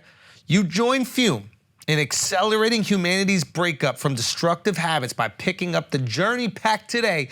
You head to TryFume. Fume is spelled F-U-M. So tryfume.com. Use the code FLAGRANT, you get 10% off when you get the Journey Pack today, okay? That is tryfum.com. Use the code FLAGRANT to save an additional 10% off. You are welcome. Stop smoking. Get off the vape. Get your girl off the vape. Get your pops off the vape, your mom, your younger brother, your younger sister. Get on it right now with Fume. Now let's get back to the show. You speak perfect English, but you guys say, with me something, like instead of that my. your parents? Why? That's a northern thing. Yeah. In the north of England. So in London, they'll say my father, my dad. Yeah. In Liverpool, it's me mum. And you guys just choose to do that, knowing that it's wrong. I've just like my is almost not in my. No. He's asking a very interesting question right now. You're asking a really good question. We should discuss this over espressos. Let's pop into the library and look it up. See if there's any literature. I ain't see no problem. I ain't seen it. Yeah, you know. It's just not in my vocab at all to say my. Really? Yeah. So would you be like, not to your current girl, but like to another girl that you met on the road, would you be like, Will you suck up me dick? Suck me dick. Flames. No way, no way. Suck me dick. Suck me dick. I mean, I'd do it in my accent, not that one. But Suck me dick. suck me dick. Suck me dick. Come on, girl. Suck me that's dick. fire. Suck Come on, me lad. dick. Bro. Come on, lad. You would say, come on, lad, suck me dick. Not to a lad, no. Come on, lass. Come here, get over here, girl, and suck me dick. Get over here, girl, and suck me dick. I'm gonna use that. That's I fire, bro. That's me pussy. Right? That's me pussy. Do they say that to you? Do you like, beat me pussy up? Beat me pussy up. Yeah. And where was she from? She split time between Liverpool and the Bronx. I think she's from. Beat me pussy up. Yeah, I Is think she- she's from is she from Glasgow, Ireland? actually. Glasgow? Yeah. Beat my pussy up. Bait. All right. Bait. Yeah. Bait me pussy What are you up. doing to women? It's the only part of them you can beat. You have to take, you know what I mean? Beggars can't be choosers, you know? You're allowed to beat that part A up. girl would say, lick me out. Lick me out. That makes sense, though. And lick me out. Eat me out, lick me Like, out. eat me out, yes. Yeah. Lick me Lick out. me out. Yeah. And do they speak to you like that? They say lick me pussy. It depends on the context. Like, in bed, maybe, yeah. Not in, like, the fucking... Lick me out. Yeah, what Supermarket. Scouse dirty talk is awesome. I Yeah, like that. yeah. Lick me Scouse out. dirty talk doesn't work. Like, I have to put on... Like, if I'm ever dirty talking, like, I'll put on, All like... right, give me a little something right now. Yeah, give me a little dirty talk. How would you do it? Oh, God. What do you want me to say? This is your reign. Hey, Come bro, on, you man. don't know what to say in dirty I've talk? never though? had to look at someone like you in the eye and do it, though, do you know what I mean? Oh, there we go. Now it's so much better. Yeah, it's a little closer. You can't... It sounds... Scouse is such an aggressive accent. So saying, suck me dick. Yeah. Oh, girl, I'm going to fuck How would a you. girl tell you to hit it from the back? Like, let's say she wants to switch positions. How would she be like? Fuck me from behind. Fuck me ours. Yeah. She'd say, "Fuck me from behind." Fuck me from behind. But like in a more like girl, do they get more feminine? Fuck me from behind. That's a good Scouse girl as well. Fuck me from behind. Fuck me from behind. They're kind of naggy. They're a little Oh, warm. that's what was Fuck me that? from behind. Fuck me from behind. Fuck me from behind. Yeah, man. Are all I the guess. positions the same? Like 69, missionary, doggy style? Yeah. That's translated over. Or that comes over? Yeah. We Okay. got the Kama Sutra. We got the book. Do you call it doggy style? Doggy, yeah. You don't call it bango style? That's a type of curry. That's when he put some. That's when he put a French fry in her pussy. Freedom fries. Have you ever like had a backlash from a group of people before for a joke? Just japs. Today. Yeah. No. Have I ever had backlashes about jokes? But from like a group. Yeah. Yeah. What's the worst? Oh Is it this God, I don't even know at this point. All groups. Yeah. Every single group. I'm getting backlash from Gujaratis because I'm doing crowd work on a guy. He says he manages a hotel. I said, your last name is Patel, you motherfucker. Your parents own it. And then I randomly guess the name of the hotel. And then there's so many comments in Hindi about how, fuck me, and I have no respect for the state. And it's like, yo, y'all are offended by everything. I literally just guessed. You got backlash for that? Oh, yeah, so many comments. Hi, but I think the Patels have been very successful in the hotel industry Yeah, in America. and then I guess in India, because, with YouTube, I have a growing Indian audience because of shorts. But, like, I guess in India, they're just so in such a hurry to get offended. It's unbelievable. Oh, wild. It's like a I don't snowflake think it's thing there. offense. I think it's power. Like, I don't think that people. Well, yes, this execution is the same, but I don't think that I don't think they're sitting there like, I can't wait for someone to offend me. I think it's I can't wait to tell somebody what to do. And now I have a weapon to tell people what to do. So I don't think it's like everybody's a snowflake. I think everybody just wants a weapon. It's like everybody wants to eat the mushroom for Mario. Everybody wants the star that makes you, Invincible. Yeah. invincible, completely invincible. And People it's just who feel like powerless, given a little bit of power. Yeah, it's like you're not black. You're not black. You don't get it. You don't get it. Not in America. I don't know how it is over there. You don't get it. Nobody gets it. Just them. You all decide to come here. If you decide to eat at the dairy restaurant and you're lactose intolerant, who's that on? It's on you. Take that up with your mom and dad, yo. Take breaking up with your mom and dad. I'm just saying. You might be the only man in history who's ever done a dairy intolerance racism analogy. I gotta make it happen, bro. I gotta put it in this, situation that they'll understand. I'm just saying, black people are entitled to every single thing that bothers them about America because they were forcibly brought here. Okay. Everybody else was like, you see that racist ass country where I could get rich? I'm going for it. Do you know? Everybody else did it. Speaking facts, I'm just brother. saying. Everybody else was like, that place racist as fuck, but I'm going anyway because I'm greedy. Right? And then they came. Simple as that. And we were like, come here, get rich. When you Being about black people is in also India? the hardest. You know how hard being black is? Jamie Foxx had a stroke. God willing, everything is okay. Oh, but you man, see that yeah. and shouts to Jamie, prayers up. But also, this is a 55-year-old man who looks like he's 28. He's a multimillionaire in the peak of health. And when he had a stroke, I was like, being black is exactly as hard as black people say it is.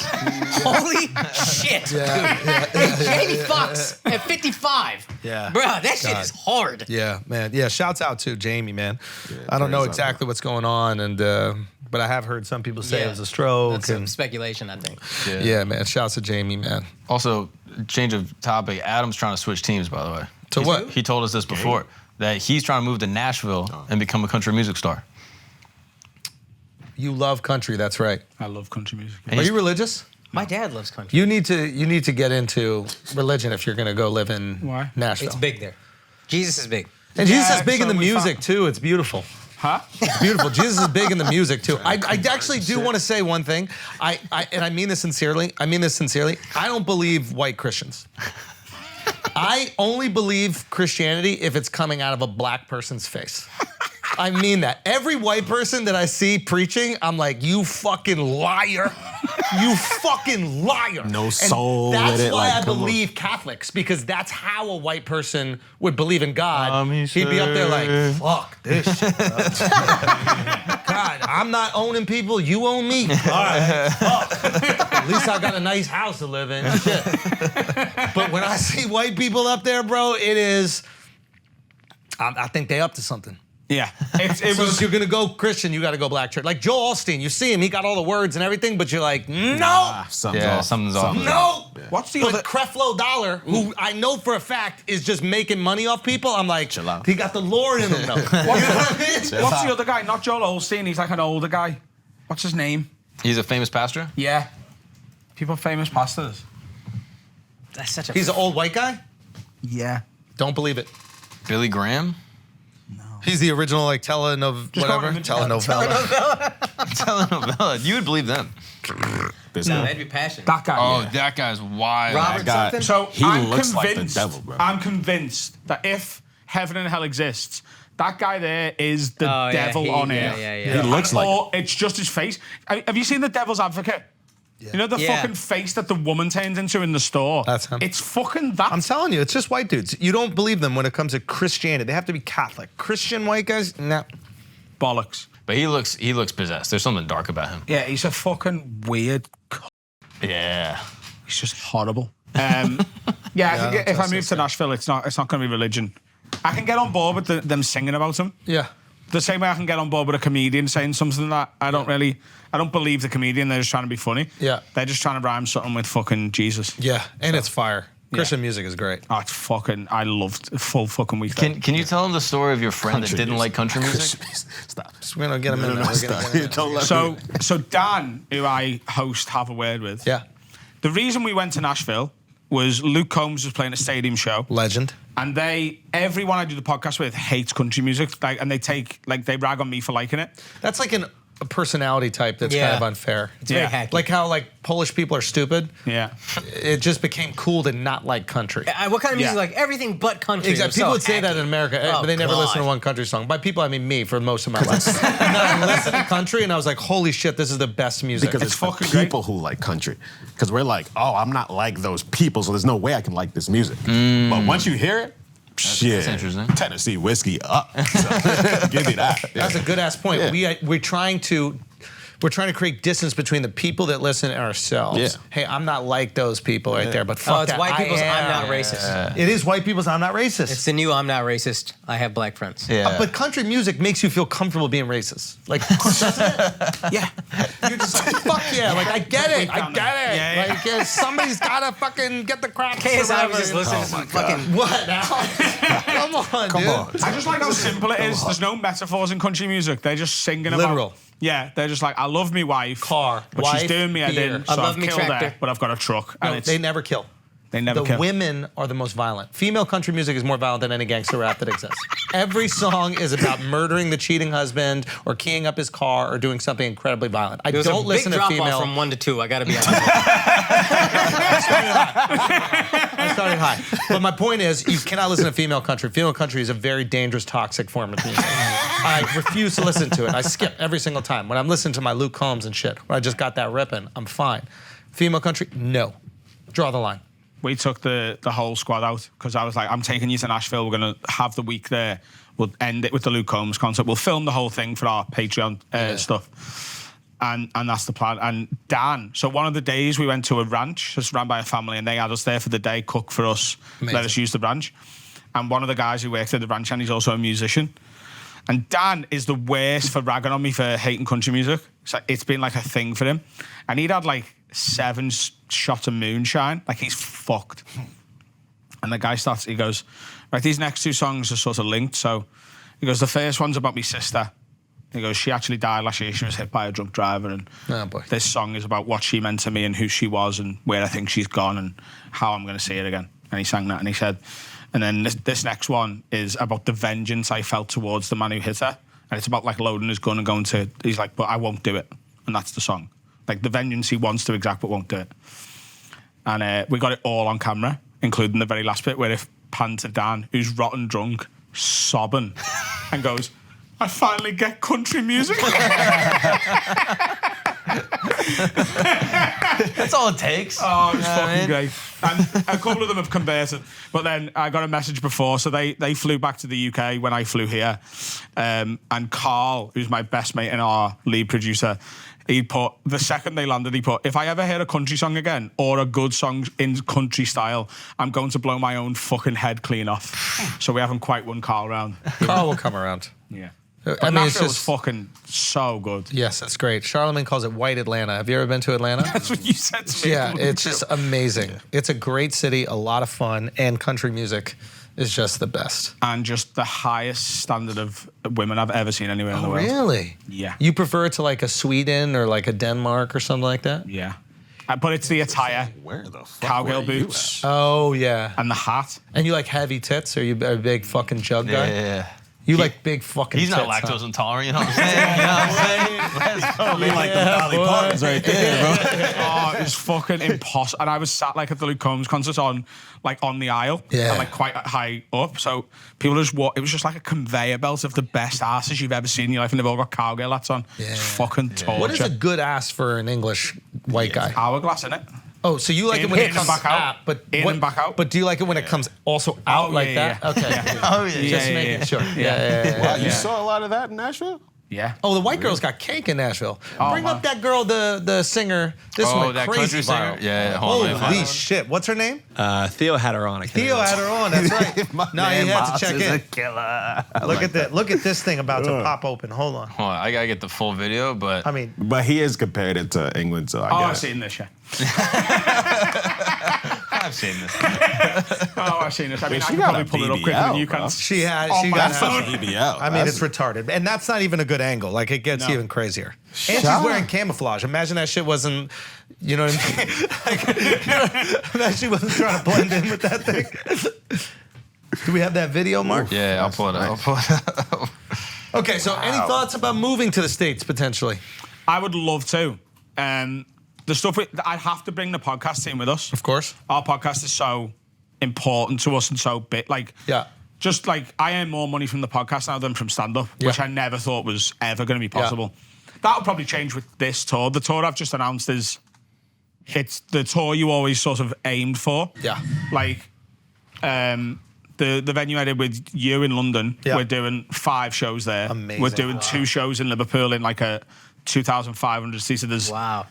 Manchester's 40 miles down the road from Liverpool. We're doing the Manchester Apollo, where I opened for Bill Baird a few years ago. Amazing. And for me, like with venues and with career-wise, ticking off like venues that mean something to me is so important. So like when Bear came over a few years ago, I did 4 dates with them. One in Glasgow, the Manchester one that I'm now doing the same venue as, and then the Royal Albert Hall in London. The Royal Albert Hall now, to get back there with my name on the fucking tickets is like the goal, do you know what I mean?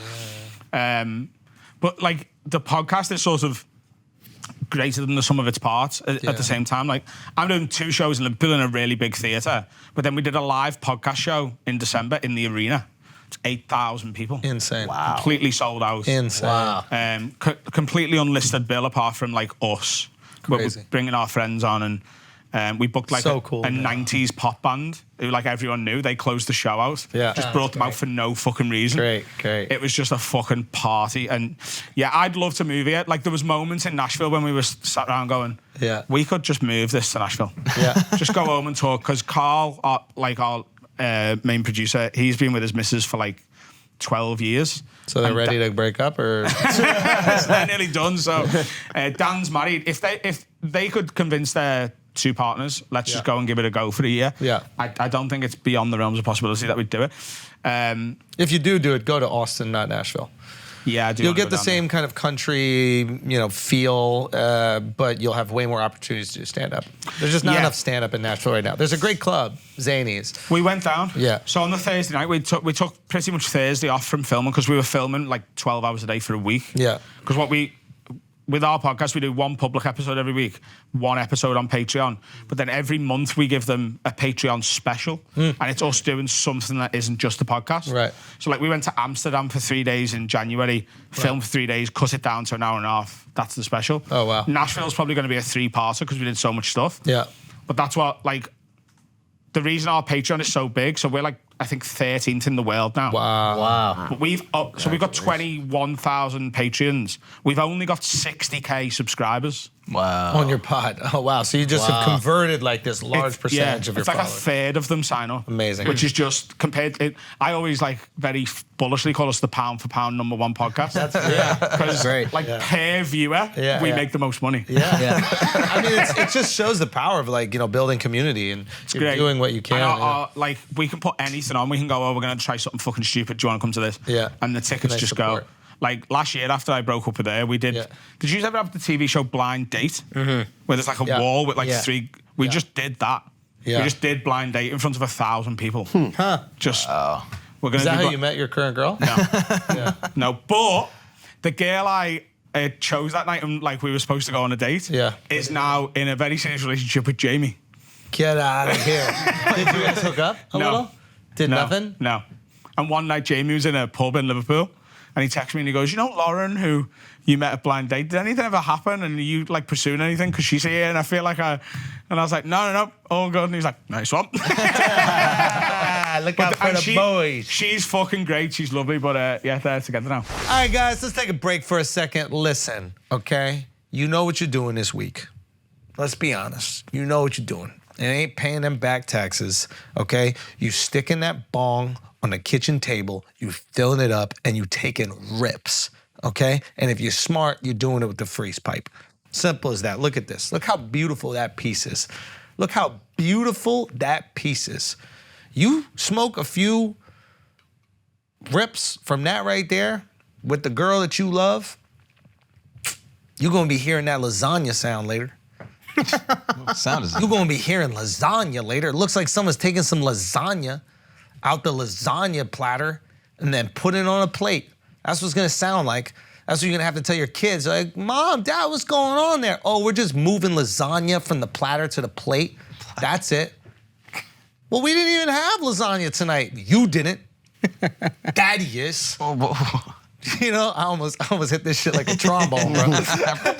My point is, the most beautiful pieces in the business. And by the way, this piece right here is called the Tornado Bong. If you want to get this right here, oof, look how gorgeous that is. Also, they got the glycerin chamber, so you know that smoke coming in nice and cool. Take the biggest rib piece. Get nice and toasty. Get nice and toasty.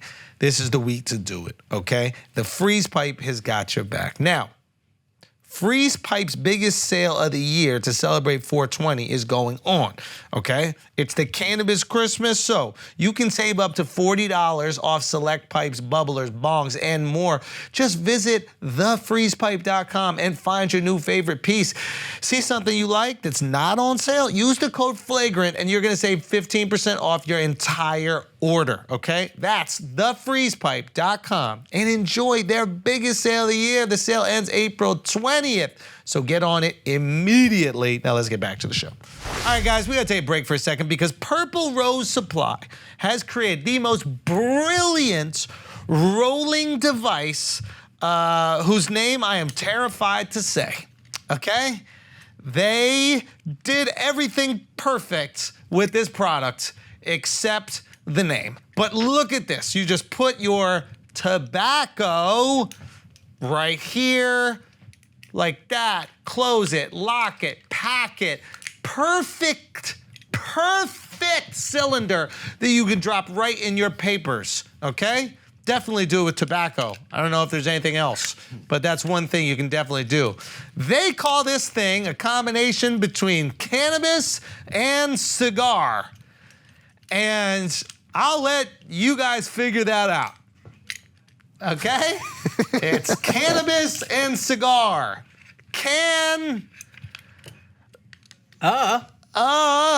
Gar.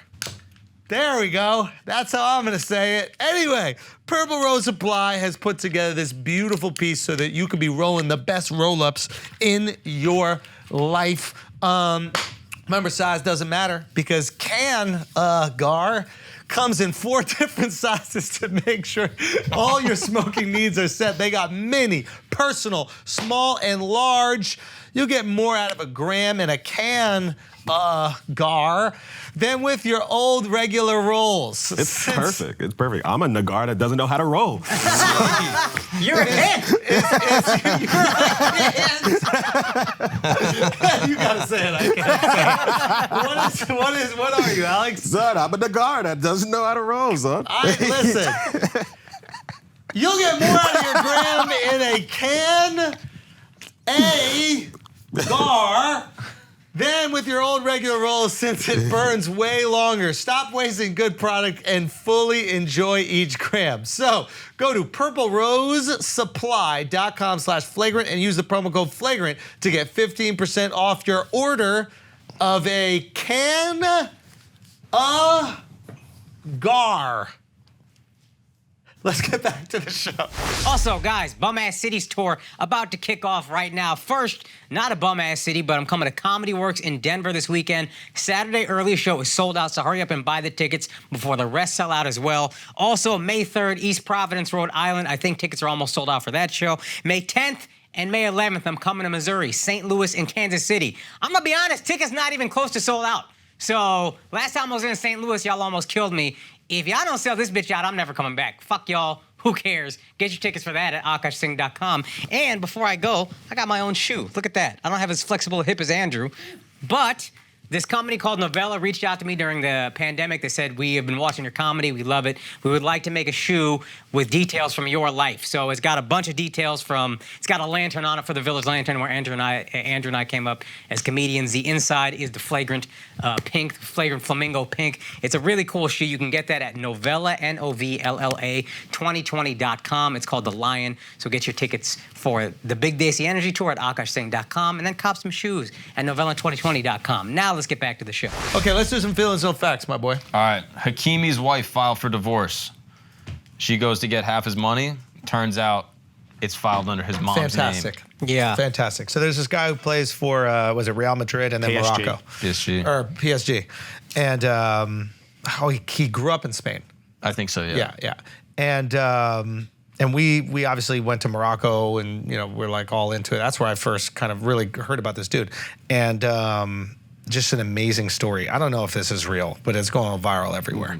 Yeah. Apparently. It's 100% real. Also, this won't have been his plan. As great as it is that he's, do you know what I mean? And funny. Like, this will just be a tax dodge. So he's like, pay my wages to Hakimi Football Limited. and my mum is the CEO of it, and it'll be like the way taxes work in Europe is if you do that, you'll pay a lot less tax on the money if it's getting paid to a business rather than an individual, because you can get more tax breaks. So it'll be that. Like, it's very common, like, for comedians who start earning a lot of money in the UK, like, their partners are then, like, managing director of Andrew Schultz comedian. Okay, let's look at her. So she's of Tunisian descent, born in Spain as well. Apparently from Spain is like big, and then apparently there's reports that he's gonna get half of her assets.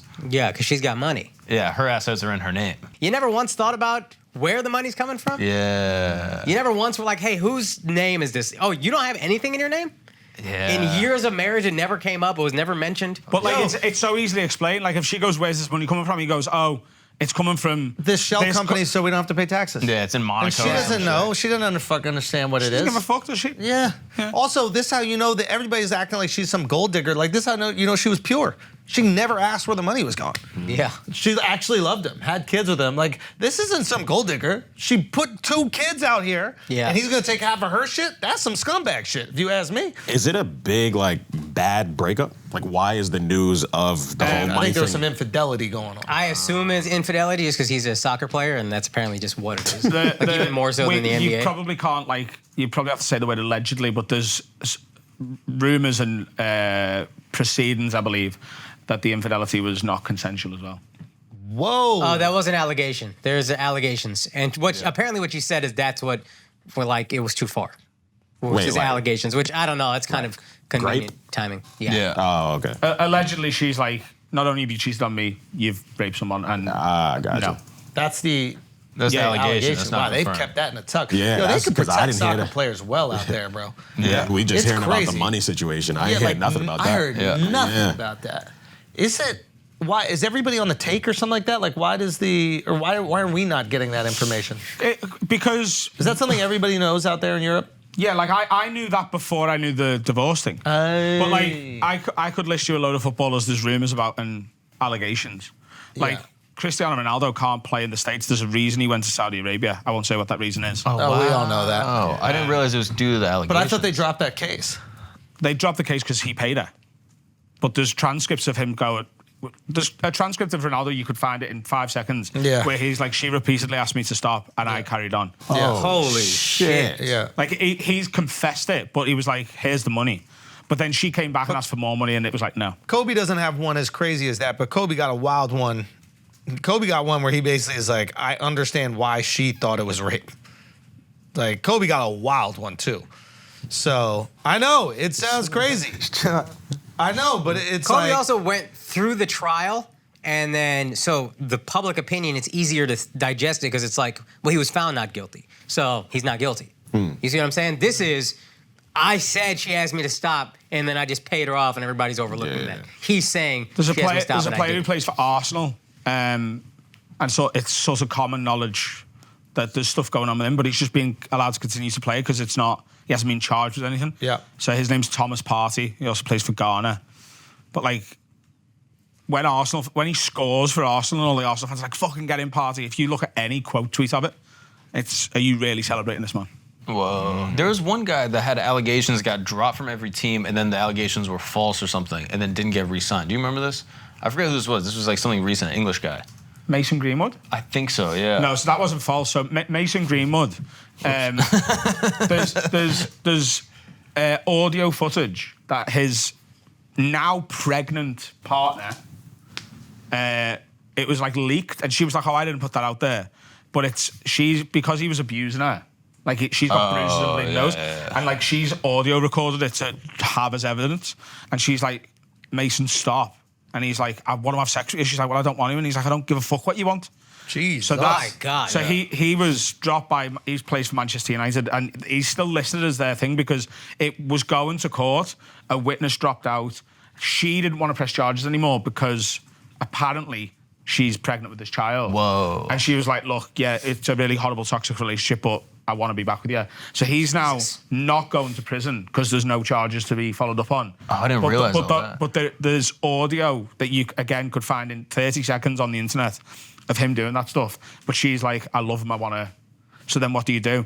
But then no Manchester United fan ever wants him to play for Manchester United. Yeah, that well, jersey- there's that- some fucking idiots on Twitter who are like, oh, just get him back. You know, he's not guilty. Right. And it's like, no, he hasn't been found guilty. That doesn't mean he hasn't done anything. And can you really then put him in a fucking Manchester United shirt and have children around the world fucking worshipping this guy when there's literally audio footage on the internet? Is this a newer thing? Go. These soccer players are no good, Yeah, bro. these soccer players are a Bro. couple hooligans, dude. These guys are goofballs. Is this a newer American thing for football soccer players? bro. Yeah, because we have this with football players in America, right? Like this kind of sounds similar, but we have the excuse of, they just are riddled with CTE. I think social media has just made it easier for people like me to find out that it happened. Like This has always been happening, you're saying? I think so. Like the reason I know the rumours about Thomas Partey is that it was all over Twitter. And the girl who was involved was like, the police aren't doing anything. Here are literally screenshots of the text from me and him. Jesus. So she was like, nothing's going to happen to him, but I want you all to know who this guy is. You would never have heard about that in the 90s if a footballer was accused of it. Like, how would a victim Do you think the get? football, or soccer players are just so used to people like faking being hurt that they tend to... I thought she was trying to draw yellow. Yeah, play the whistle. No, it's a wild thing that news never comes over here. I mean, we do get soccer news. Like this Hakimi story is just nuclear. Everybody's talking about it, but I think that's more like manosphere stuff. Yeah, it's like a guy got over on a girl. Yeah. This is a victory for men, isn't it? That's why you know about it. It's not. He could be working in fucking Doesn't matter. supermarket. Yeah. You'd have heard about this. It's like Britney's ex, what was his name? Kevin Federline. When he got that settlement. Yeah, it's the most American story of all time. Yeah. I think Kelly Clarkson's husband got a bunch of money from her. I didn't also. like that though. Wait, what? I don't know why. I like Kelly Clarkson. I didn't like that. I thought that was funny. She's just Dallas so girl. sweet. Yeah, she's just sweet. She seems like a nice, hardworking girl. Yeah, you know what I mean? She doesn't seem like a gold-digging slut. Right? Like she made all the money. Yeah, nah, I don't know. I hope she is that. That was such a nice compliment. Yeah, you don't look Seem like a gold-digging slut. Yeah. Good for you. Fucking done good for yourself. Yeah. Yeah. Do you know who Kelly Clarkson is? Yeah. Okay, you know the musician. Okay, what else we got? Speaking of music, AI music has taken over the entire world. Have you heard these songs? Yeah, the Drake shit. Yeah, it's just Drake wild. and the Weeknd joint is fire. Yeah, the songs are great, but like it's kind of remarkable how quickly they've gotten good. Yeah, I mean, it sounds like Travis Scott. You know how women have been using like drag queen makeup, contouring and these types of things, or traditional drag queen makeup, and women kind of like have absorbed it. So women's makeup is making them look a little bit more trans, and then trans women, the surgery and shit is getting better, so they're kind of like meeting in the middle. I think that's what's happening and why the AI music sounds so good, because we're distorting people's normal voices with these like filters. So there's these audio filters. So a guy like Travis Scott is putting the auto-tune on, so it's changing his voice and making it more AI-able. Have you heard AI Ariana Ariana Grande? No. Because she's not like a robotic singer. And I think Academics posted something. But I guess what I'm trying to say is like when we went to when we were in London, we like sang in this booth, and like they completely changed my voice, like to make it way better than it was. When we even did that opener up song, like I did not sound like it at all. They completely distorted my voice. They're doing that with all of our favorite artists, whether they can sing or not. They are changing them, manipulating them. So it's like it's just getting closer to what a machine can do, and now they're meeting in the middle. If you compare, this would be the real test. You compare like Frank Sinatra with AI Frank Sinatra. Because that's the most pure version of it, because they didn't have all these tools to manipulate how the person sounds. I'm fairly certain it would still be close. Yeah. Because again, Ariana, I've heard sing live at like SNL or something one time, and I was like, she can sing. Holy fuck. Here's a song I just found. I've never heard it before. This is Frank Sinatra singing "Toxic" by Britney Spears. Okay. Jesus. Get into it. Not even close to Frank Sinatra. This sounds like Fred Astaire. Yeah, that is not even close. And there's a perfect example. And they just need more data, and they can eventually kind of figure it out. But Travis's voice is already AI. So it's easy to AI him. I think you can make Alex sound like Travis, or me sound like Travis, or you sound like Travis if you just put enough autotune on. Yeah, I will say though, to Akaash's point, like some of the ones like I think Rihanna did a Beyonce song, and it sounds identical to Rihanna. Like, again, it's machinified. Like, Rihanna's voice is probably slightly machinified, but it still sounds... If you play Academics posted an Ariana Drake cover, I think. And it's like, yo, this does not sound like a robot. The thing, I think everybody's talking about it just because it's new tech and it's cool. It's like, oh shit, let's see how this person sounds singing somebody else's song. But at the end of the day, No, they have them singing Bollywood, dude. They have them nobody speaking a different language. Wait, like, wait, nobody's gonna, I just think no one's gonna care. Like in 6 months, no one's gonna care because no one can put out a song saying, hey, this is a Drake song and make money off of it Right. because they're gonna get sued. And then this whole shit is gonna stop. So this is just a cool little thing that we all care about now, but I don't question. think it's really gonna be a thing. Will they create remixes? You know how we enjoy remixes? DJs come out and they make these illegal remixes where they blend different songs together. Yeah. Will they start doing that with famous rappers' voices or famous singers' voices? And if they're great, we like a great song. Doesn't matter what it is. Yeah. Right? The moment that person puts it out for sale, then the record label's just... But that's the thing, you don't need to put it out for sale. Yeah. Like Yeah. it can just exist on the internet and then become the new coolest thing. And it's almost like People don't sell music that much Yeah, anymore. and all these TikTok songs also, like... streaming sites. Once it's on a streamer, you're profiting off it. yeah, you can, but let's say that they're not profiting on it. It's just a popular thing to use. Just a video that we like. So then it helps the artist. Now it's just another banger for that artist, and the artist didn't have to do any work. Yep. Yeah. Yeah. Yeah. And it's the same thing that DJs are doing now already. But like, there's when they blend the two a songs. weird copyright loophole where like, if you do an impression of someone's voice exactly, they don't get royalties for it. You know what I mean? So like, It's parody law, isn't it? Like you're allowed to like parody it's an anything, so- imitation. Like if you're able to do a perfect Drake accent, Weird Al and you- Yankovic. and then you Yeah. cover like a Rihanna song as Drake, and you can do a perfect accent, he doesn't get a cut of you doing a cover that sounds like him. You know what I mean? Or like any of these bands that sound like other artists, like they don't get a cut of it. So if you could release a song that has a feature from unknown Canadian rapper, and it's like, and people will come up with pseudonyms for all of these rappers, like Canadian artists featuring on my song, and it sounds exactly like Drake putting a fire verse on your track. Is that Drake, and is he entitled to compensation? It's just more work for lawyers. And I don't 'Cause, think people are yeah. gonna like the song. This Once is what we it know is. that's good, AI is gonna be like, it sounds dope, but it's I still don't think not. so. I don't think that's This true. has already been solved in film. So you have the CGI rights to your face. That's what it'll And you have. can license your CGI rights. So like, what is the guy's The name? Bruce Willis, I think. Bruce Willis, yeah. So Bruce Willis licenses CGI rights, and there are other people who That's knew that becoming they were really gonna useful die. for him now. Yeah, big time, big time. But for real, but think about it also with like people who are part of existing franchises when they know that they're probably going to die. Harrison it's like Ford you is wouldn't doing even need to flip out Dumbledore if you know you could do it, right? So Harrison Ford. He's doing a exactly. movie where he's aged down, and he said this is the first time it seemed realistic, so he signed on to do it. But he's playing like a guy in his 50s or whatever. Yeah. So I think they'll just do the same thing with your voice. And we know if it's fucking Drake's voice, and they'll find some way where it's like has to be within 5 percentage points of authentic and. But that's if they pass a law. Do they have a law that like inhibits you from they using will someone's have to voice? pass They will one. have. They will once what happens what Alex is talking about. Once it Right. becomes profitable. Right. Once there's money involved, they're gonna find a way to Yeah. get their money, and they deserve it. The problem that's coming with AI is that it's moving so quickly. I was reading something about this the other week, that because laws take so long to get passed, by the time laws are passed on AI, There's a AI new- will be so much further ahead, and then they'll have to do it again. Yeah. So law isn't going to be able to keep up with the rate of AI, and that's like a big ethical problem with it. Yeah. Yeah. I mean, they could theoretically, we all would tech. probably have to do the same thing for this pod, for our stand-up, whatever. There's an AI Joe Rogan experience. It isn't great yet, but it's not there yet.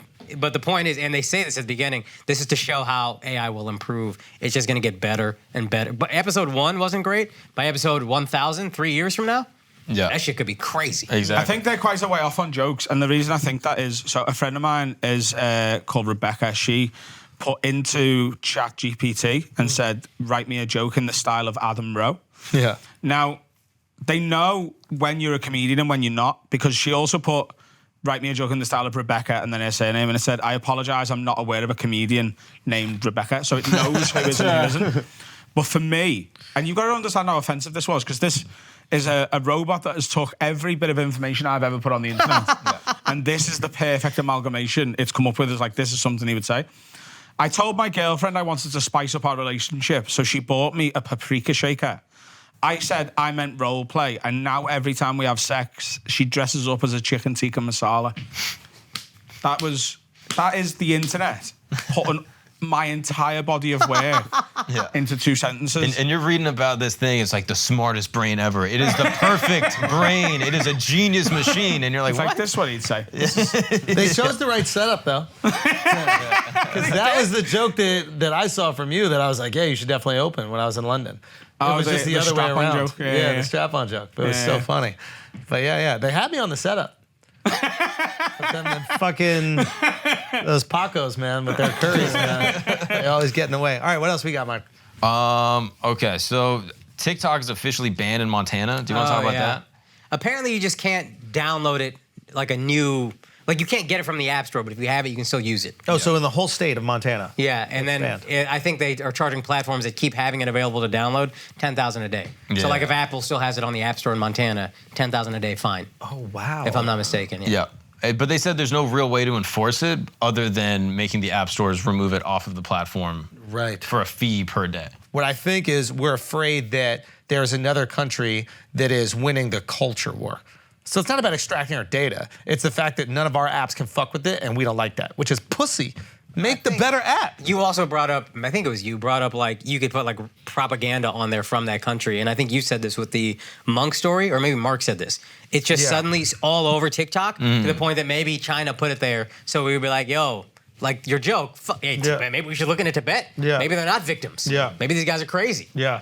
And that's another fear. Yeah, they absolutely will do that. And instead of having to buy ads on Facebook to manipulate elections, they'll do it through TikTok. They'll just give it straight, give you straight. So make something better. Like, why, don't shut it down. Make a better version. But I'm pretty sure apps also, like, once you agree to the terms and services, they can track other stuff that you're doing on your phone. So it's not just it's not what as you're simple as I posting. put it, and that was the stupid you could see your reductive, but like and all that type of shit. 100%, and they'll know like what other things we're interested in and how they can sway us, and absolutely will use it come election time, or they'll know how to target us with certain things. So they'll know when a kid is conservative, and they know what ads they need to send at him to make sure that he votes for Trump or votes for DeSantis or whatever is in the best interest of China. Sure, 100%. It just bothers me that like, no pun intended, we're bowing down and going, make it illegal. It's like, no, make something better. Do you know what I mean? Like, just make a better, if the fucking Germans got some crazy plane, make a better plane so we could take out those fucking German planes. Do you know what I'm saying? You don't just go, no Germans, no planes in war. They should have done that, actually. That's kind of a good idea, is ban planes. You're saying the way ban better on war TikTok is technology. anti-American? Say, yes. Yeah. Make better shit. But isn't that what we did with nukes? against We the used 2 American nukes, dream. and then we're like, yo, everybody chill on these nukes. Yeah. Let's not make us many nukes. Let's pass a couple laws. Let's get these nukes out of here. Yeah. Yo, we can't do be keep doing doing that that. shit. The second other people got nukes, we're like, I think we need an agreement. I think we need an We're agreement. gatekeeping nukes. That's not Yeah. fair. Yeah, we can't do that shit. Now, I will say it's pussy of China to not let us put our shit over there. They don't want any of our apps over there. So if it's like tit for tat, sure, but we were never that way. We can't wait for Chinese dollars for movies. We can't wait for Chinese dollars for everything. It's like, fuck that. What about the Chinese phone? The Huawei or whatever? Yeah. I mean, I guess every phone is a Chinese phone when you think about it, right? Like, that's where we're making them. But, yeah, I don't know. It just seems soft. I don't like that. Yeah. I want to see Mark Zuckerberg working. I don't want to see him doing karate or fucking hanging out in Hawaii. He's doing taekwondo or whatever. He's at MMA fights. He's hanging out in Hawaii, and China's whooping our ass on these fucking TikToks. He's an absolute sociopathic animal. And now he's just taking it easy? Right? Like, what happened when you were fucking over your friends to become one of the most powerful people in the world? Where's that fucking guy? Yeah. Come back. You don't get to now be a fun guy that vacations and put zinc on his face. He's Right? not allowed to retire? No. He's too important. No, you're our slave. That's our white slave. Mark Zuckerberg is our white slave. You're you out need to to get bet. back Go to and slaving, fix yo. it. What is the bothers me. combo in England? Are they going to ban it over there? No, it's just not. It's not even a thing. And a lot of the sort of discourse about it in Discord about it in England is like sort of laughing at the American government trying to do it. It's like, why the fuck? What? Like, they're sort of taking your. It's like It's embarrassing. you can't. Yeah, but like, y'all already lost hundreds of years ago. Like, you're comfortable in second place. No, for real, that is part of it. That is part of it. Like, you don't care as much, but it's embarrassing. Yeah, it's just, especially because like in the sort of the footage from, is it in Congress? Yeah. Where they're discussing it. Oh, bro. Like the guys interviewing the TikTok guy just look fucking stupid at every, yeah. because Yeah. he's just got an answer for everything. And they're like, it's like that Kathy Newman, Jordan Peterson interview, where they're like, so you're saying, and he's just like, no, Yeah. I'm just saying what I've just said. Yeah. He's just embarrassing them, so it's making the United States look a bit There's a great ridiculous. part where everybody's reacting like this. They're like, they asked if he lets his kids use TikTok. They asked the CEO. They're like, they asked him if he lets his kids use TikTok. And he said he doesn't. And it's like, well, don't let your kids use TikTok, you fucking idiot. Instead, they're going, see, this is how you know it's bad. Well, be a parent. You waiting for China to parent your fucking kids? Do you let your kids drink whiskey? Yeah. No, let's get rid of whiskey. Oh, fuck whiskey, dude. I mean, it's just shocking, man. It's shocking because the parents, that's the thing. The parents, they don't want to have to look after their kids. And I get that, I imagine, as well. It's nice you could just put a screen in front of your kid. He doesn't cry, he doesn't moan, he doesn't bitch about anything. You can do whatever you want for an hour. You don't have to worry. He's going to be safe.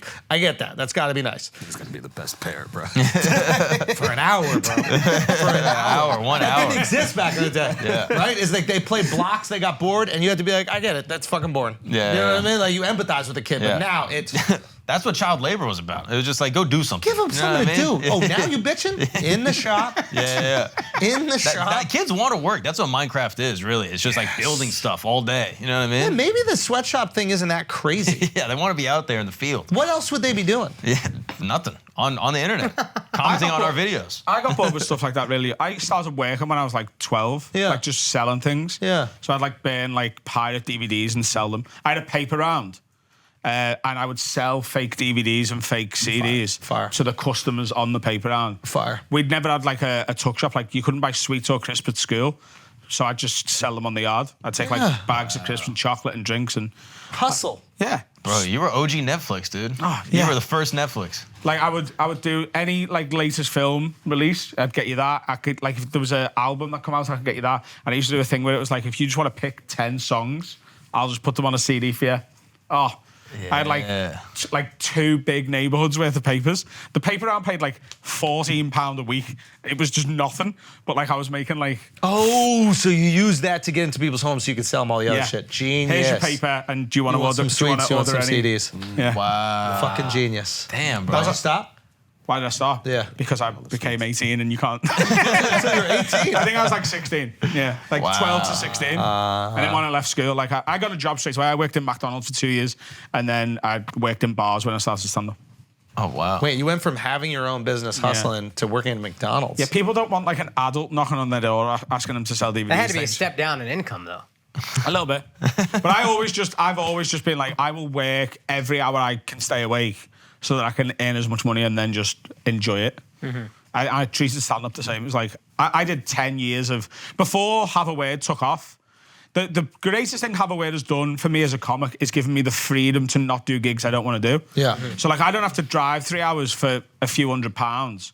I can gig for nothing in Liverpool or Manchester. Yeah. And with the freedom to fail. Yeah. The freedom to go on stage and go, oh, I don't have to kill. Yeah. I can figure this bit out. Yeah. Like the way you would use your New York clubs. Of course. That's not really a thing in the UK. Like every gig is you're getting paid to close. You've Yeah. got to, like you've got to deliver. You've got to do 20 minutes. Yeah. Like if I can just drop into a club and go, can I just do 15 minutes, unlisted, just bang it out, do it wrong, get it wrong, upset people and go, oh, I'm going to go and work on that. Yeah. That's what Have a Word's done for me as a comic is Juicy, the special we were talking about before, when we had a chat at the Comedy Cellar a couple of weeks ago, you asked me a question, I don't think we ever got to answer it, which was, how do you try an hour out? How do you work that through, like in clubs? What I started doing was just putting on Adam Rowe and Friends. So I'd have 2 friends on, they do 10 minutes each, we'd have an interval. Yeah. And then I would just do the hour. Yeah. With the complete freedom to fuck it up. Really cheap tickets. Yeah. And I did Juicy maybe 30 times before I filmed it. But that was it. It was That's just all. Yeah. Just 30 shows. Yeah, because it's a story. Yeah. It was like You can all find I've all got the to do is beats in it. find Yeah. the laugh meaningful points. bits, and like there was a couple of moments where I was like, that goes there, and then Yeah. I also had another comic direct it, so he Yeah. came to every preview and was You were like, telling me about that, put yeah. that there, change that. He made me take jokes out that got big laughs because he was like, it doesn't matter to the story. It's like, you're getting a big laugh, but what for? It's just distracting from what we're trying to do. Putting that hour together I started writing it in September and we filmed it in January. Wow. Like, how can you ever turn in? That's crazy. At a comedy club, or you just found a venue and did it? So there's a venue in Glasgow called the Rotunda, and it's not a particularly it's not like a club that all comics want to play in. It doesn't look very great. But because I knew we were going to get a pink velour curtain, and I knew I wanted it really tight. So what actually happened with it, in the build, when we were doing the arena show with the podcast in December, my plan was, do this story, get it, like, find out how long it was. And originally it was like 35, 40 minutes. And I was like, right, I'll get that down to 20. I'll do it at the arena show and I'll release the footage from that as like a mini special, like a 20-minute, here's the story. Because I was quite sort of constantly tagging my ex-girlfriend on Instagram and stuff, all of my followers have always been like, what happened? Yeah. Like, you seem like they're happy and like they wanted to know. So I always felt like I owed them the story, which is a weird feeling to have when it's a personal thing. Yeah, you guys were so open about that relationship. So I was like, I'll get it down to 20 minutes. And then I did an Adam Rowe Friends in London, and I had me mate Alfie and me mate Vittorio open for me. And they both come backstage. They both had two things to say. First of all, Alfie was like, that needs to get longer, not shorter. He's like, there's more to that, and you can't be boiling that down. And then Vittorio said, that set will work at the arena. Like, all of your fans will love it and it'll get a big laugh. You know, but you can't release it as a special from there because it's going to look stupid. You tell them that story that relies on someone who doesn't already like you to have empathy and understand what it was about. Doing that in front of 8,000 people is just not going to look right. He went, that story, and the sentence he used was, that belongs in the back room of a pub. That is something that, like, an old man sat on his own would tell someone he's just met in the back room. He went, find a little room. So we went to Glasgow, and there's a 200-seater. We got the curtain, put it, and we were like, if the shots are all tight, you won't see how much of a shithole the room is. We can just, like, really frame it like it looks like we've invented a venue for it. And it was perfect for it. We did 4 shows, 200 people a show, 2 Saturday, 2 Sunday, and just filmed them all. And in the end, we just used the last show. Oh, wow. It was the last show on the That's Sunday. when you got it. It was because I was like, oh, I've already got it. Yeah. Like, we've got it in the can, and I relaxed, and I was finding, like, little tiny new bits to it. And I come off, and Alfie was supposed to go home because that was the last show. He was like, because he was going to go back to London on a flight. He's like, I'm just going to go home as soon as you're on stage. I'll watch you do the first 5, and then I'll go because there's no directing to do now.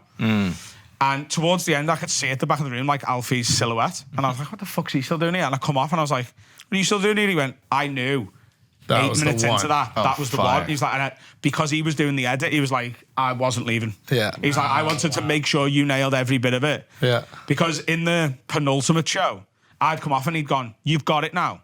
Yeah. But if you could do these 16 things in the last show, then it's perfect. He went, it's already good enough, but get these 16 things in. And I got 15 of them. We missed one thing, but it wasn't big enough for us to be like, and he was like, that is as close. And he's like, I don't know how you've just done that. I don't know how you've gone on with one show left to do and gone, do exactly what we did in the third show, plus these 15 things. He went, but you did it. And that's sick. The reaction to Juicy was just, it's changed what I want to do at my next hour. Yeah. Because my plan was, this is one story.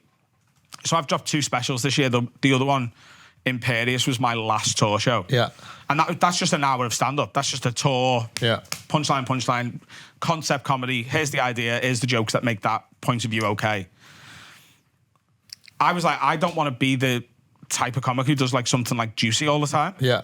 But the amount, like, when I released Imperious, I maybe got like 1,000 messages from people. And it was like one sentence, really enjoyed the special, man, keep it up. Yeah.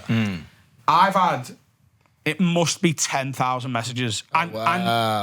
And Juicy's had less views than Imperious. Oh, yeah. But they're paragraphs. Wow. They're people going, they haven't seen, because they're not totally educated on all the stand-up. It's not like I've done something completely groundbreaking, but they're like, I haven't seen, because they're only watching mainstream, the big hitters. They're like, I haven't seen this before. Yeah. I haven't seen one story. I haven't seen storytelling, the pacing. I can't now just go, well, I'm not doing that again. Yeah. So I've got the new tour show I'm going to do is sort of going to be, I want to try and make it sort of the perfect animal of the 2. Yeah. So I want to make the first half like bang bang clubby, abrasive. It's about very introspective stand-up. Yeah. And then the second half will be one story. Yeah. That will, without telling, like without stamping it, will be, here's why I'm like that. Yeah. And that's what I'm trying to do with the next special. Oh, that's great. cool. Yeah. That's the plan. Yeah, that's great, man. fire. Yeah, story hits different, man. There's something about it. There's just something about it. As amazing as, don't get me wrong, like I love doing those bits, or as you say, like the punchy, the stand-up kind of club stuff. Comedy. Yeah. It's great, and it's so much fun, and it's great to antagonize, but making sure that you can find a way to either bake that into story or having these, personal stories. I don't know, people connect to it in a very different way. People connect to storytelling stand-up the way they connect to a song. Yeah. The song doesn't have to hit every single thing that they've experienced. Yeah. But they relate like lyrics to the song. Like a song can be about like someone's lost lover, like someone they That's loved. what I'm saying about your boy. Like, he should explore that story on stage with his autistic brother. Like, there's a reason why Brian Regan fans are saying, can you tell that story about the whatever? And the same thing with Bert. And it's like, I mean, I even remember Eddie Murphy, the early story about the Goonie Goo Goo. You know what I mean? Like, there's tons of bits that Eddie had, but these like worlds that he built, you really lock in on them, and they're profound. So, yeah, it's cool that you came across that, and you should continue exploring it. I really want to do it. It's really exciting, and I already know the story I want to use because I haven't tried the story yet. Yeah. Because I need half an hour of Bang, bang. Before I need you a can club get set. Yeah. So like once I put something out, I'm like, I can't do that anymore. Yeah. So at the minute, I'm going to clubs where I'm like cocky and used to being, you don't have the jokes. Yeah, just and at the minute, I'm like, because I've got that freedom. Yeah. And it's all about the special and the tour. Yeah. I'm going to clubs where in the past I've been that hungry up and comer. Yeah. Who's just bodying people who are 20 years like further down the line than me, who've just been doing the same set for ages, coming hungrier and newer and with like a 20 that I've ran into the ground.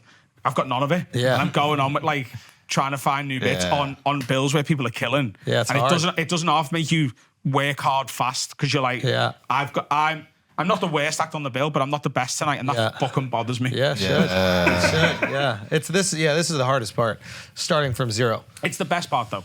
I hated it. The best part to me, I hate the beginning. I like once I get, because I like play, and I like to take big swings, and if I have like 15, I can take the biggest fucking swings because I can dig the deepest hole and pull myself out. Yeah. When I don't, it just feels like malicious or angry, or there's just nothing silly. I can't like set the tone. So I like being able to go as crazy as possible, knowing full well, even if I'm buried under the ground, I have a bit that brings us back up to normal. And that just allows me to kind of exist in a world that I find the most fun with stand-up. It is most exciting finding new bits when you really need it, but yeah, I do not like finding getting that the first bits. 15. Oh God. I hate that. Just that the first time you get a big laugh with a new bit. Oh, it's amazing. Is the best feeling in comedy. Yeah, it's amazing. You're chasing it. It's just. And then the next time you do the bit and it sucks, you're like, God. what just happened? Is that Same night. real? Was that not real? Like, Same night you just go upstairs and you're like, why? What conversation have you people had that they haven't? Yeah. You almost want to bring them downstairs. Tell them it was fun. But yeah. Oh, that's great, man. So you'll already book a tour before you have the set ready? Yeah, so... wild. Yeah, but I just know I'll get there. Yeah, no, you have your process and all that kind of stuff. Yeah. So my tour starts in September, and I'm doing 6 dates in mainland Europe. Well, not in the UK. We're doing Copenhagen, Oslo, Helsinki, Stockholm, Paris, and Haarlem, which is just outside Amsterdam. And that's the September dates, and then the UK starts in October. But before that, like I will do like club sets like you are in New York as much as I can between now and then. Yeah. So I fly back from here Wednesday night. I land at 7 a.m. Thursday morning. I'm going to go straight to our podcast studio and have a word. And then I'm going straight from there to Newcastle, which is about 3 hours away, to do Adam Rowe and Friends. So I've got 2 comics on. I'll host it. I'll do crowd work, bring them on, break, and then I'll go on with paper and I will talk for as long as I can be fucked to do. Oh, nice. I guarantee the audience, when I put the Adam Rowe and Friends on, I always say, I'll be on stage in that second half for at least half an hour and up to an hour. Yeah. And if I go longer, then great. But 30 to 60 minutes, and that's the show you're paying for. I make the tickets cheap. And do they have an expectation that you're working stuff out? Yeah, it's advertised as fully work in progress show. Yeah. And then the proper tour starts. And then I'm going to go to Edinburgh again this year. Oh, great. Not doing so it you'll like... be able to sharpen shit up over there. Yeah, for so sure. I'll do the hour 20 times in August. Yeah. So by the time I go to Europe in September, I'll have done the hour in its full form 40 times. Yeah. And then I'll also have done 120, 150 club sets where I'm trying it in 20-minute chunks. Like by the time I go to Europe and then come back to the UK, I'll have done most of the jokes 150 times. Yeah. Do you think English audiences are more accustomed to a long-form story because of Fringe and storytelling at festivals like that? No, because, I'm sorry to be so blunt with that answer, but the Fringe is its own thing, and the people who go to the Fringe don't go to comedy clubs, and they don't go to comedy tour shows. It doesn't transcend. So comedy club audiences are expecting stand-up, punchy. Yeah. But if you can get them with a story, Then they're on board. like trying that juicy story, there's times, and if people go and watch it, where I don't speak for 5 to 10 seconds because I'm thinking about something, and I want the audience to know I am, and I want them to think about something. Yeah. Because I tried it in some comedy clubs before I filmed it. Yeah. And to have 200 or 300 people in a comedy club pin drop silent Yeah.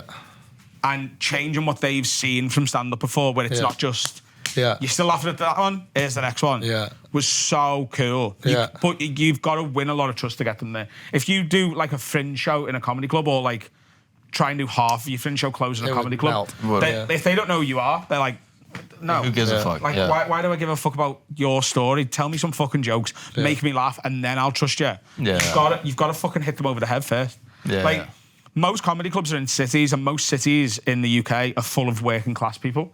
And if you're going out on a Saturday night and you're closing the show, that is their one night out that month. Yeah. Like, they're not going... So you got to deliver.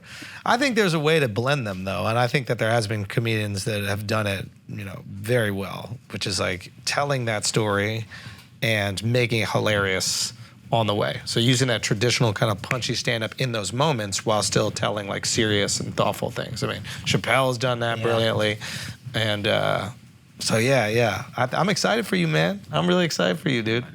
Dude, thank you so much for coming, my brother. Anything else before we get out of here? Obviously, tell the people. All the specials I've mentioned are on the Have a Word podcast YouTube channel. Released it ourselves, funded it ourselves. It's youtube.com/haveawordpod. My Instagram's Adam Rowe Comedian. I think TikTok's the same. And Twitter's Adam Rowe Comedy. But yeah, go. Don't go and buy tour tickets. Go and check the specials out first and make sure you like it. There you go. Love that. My man. Guys, that's been Flagrant.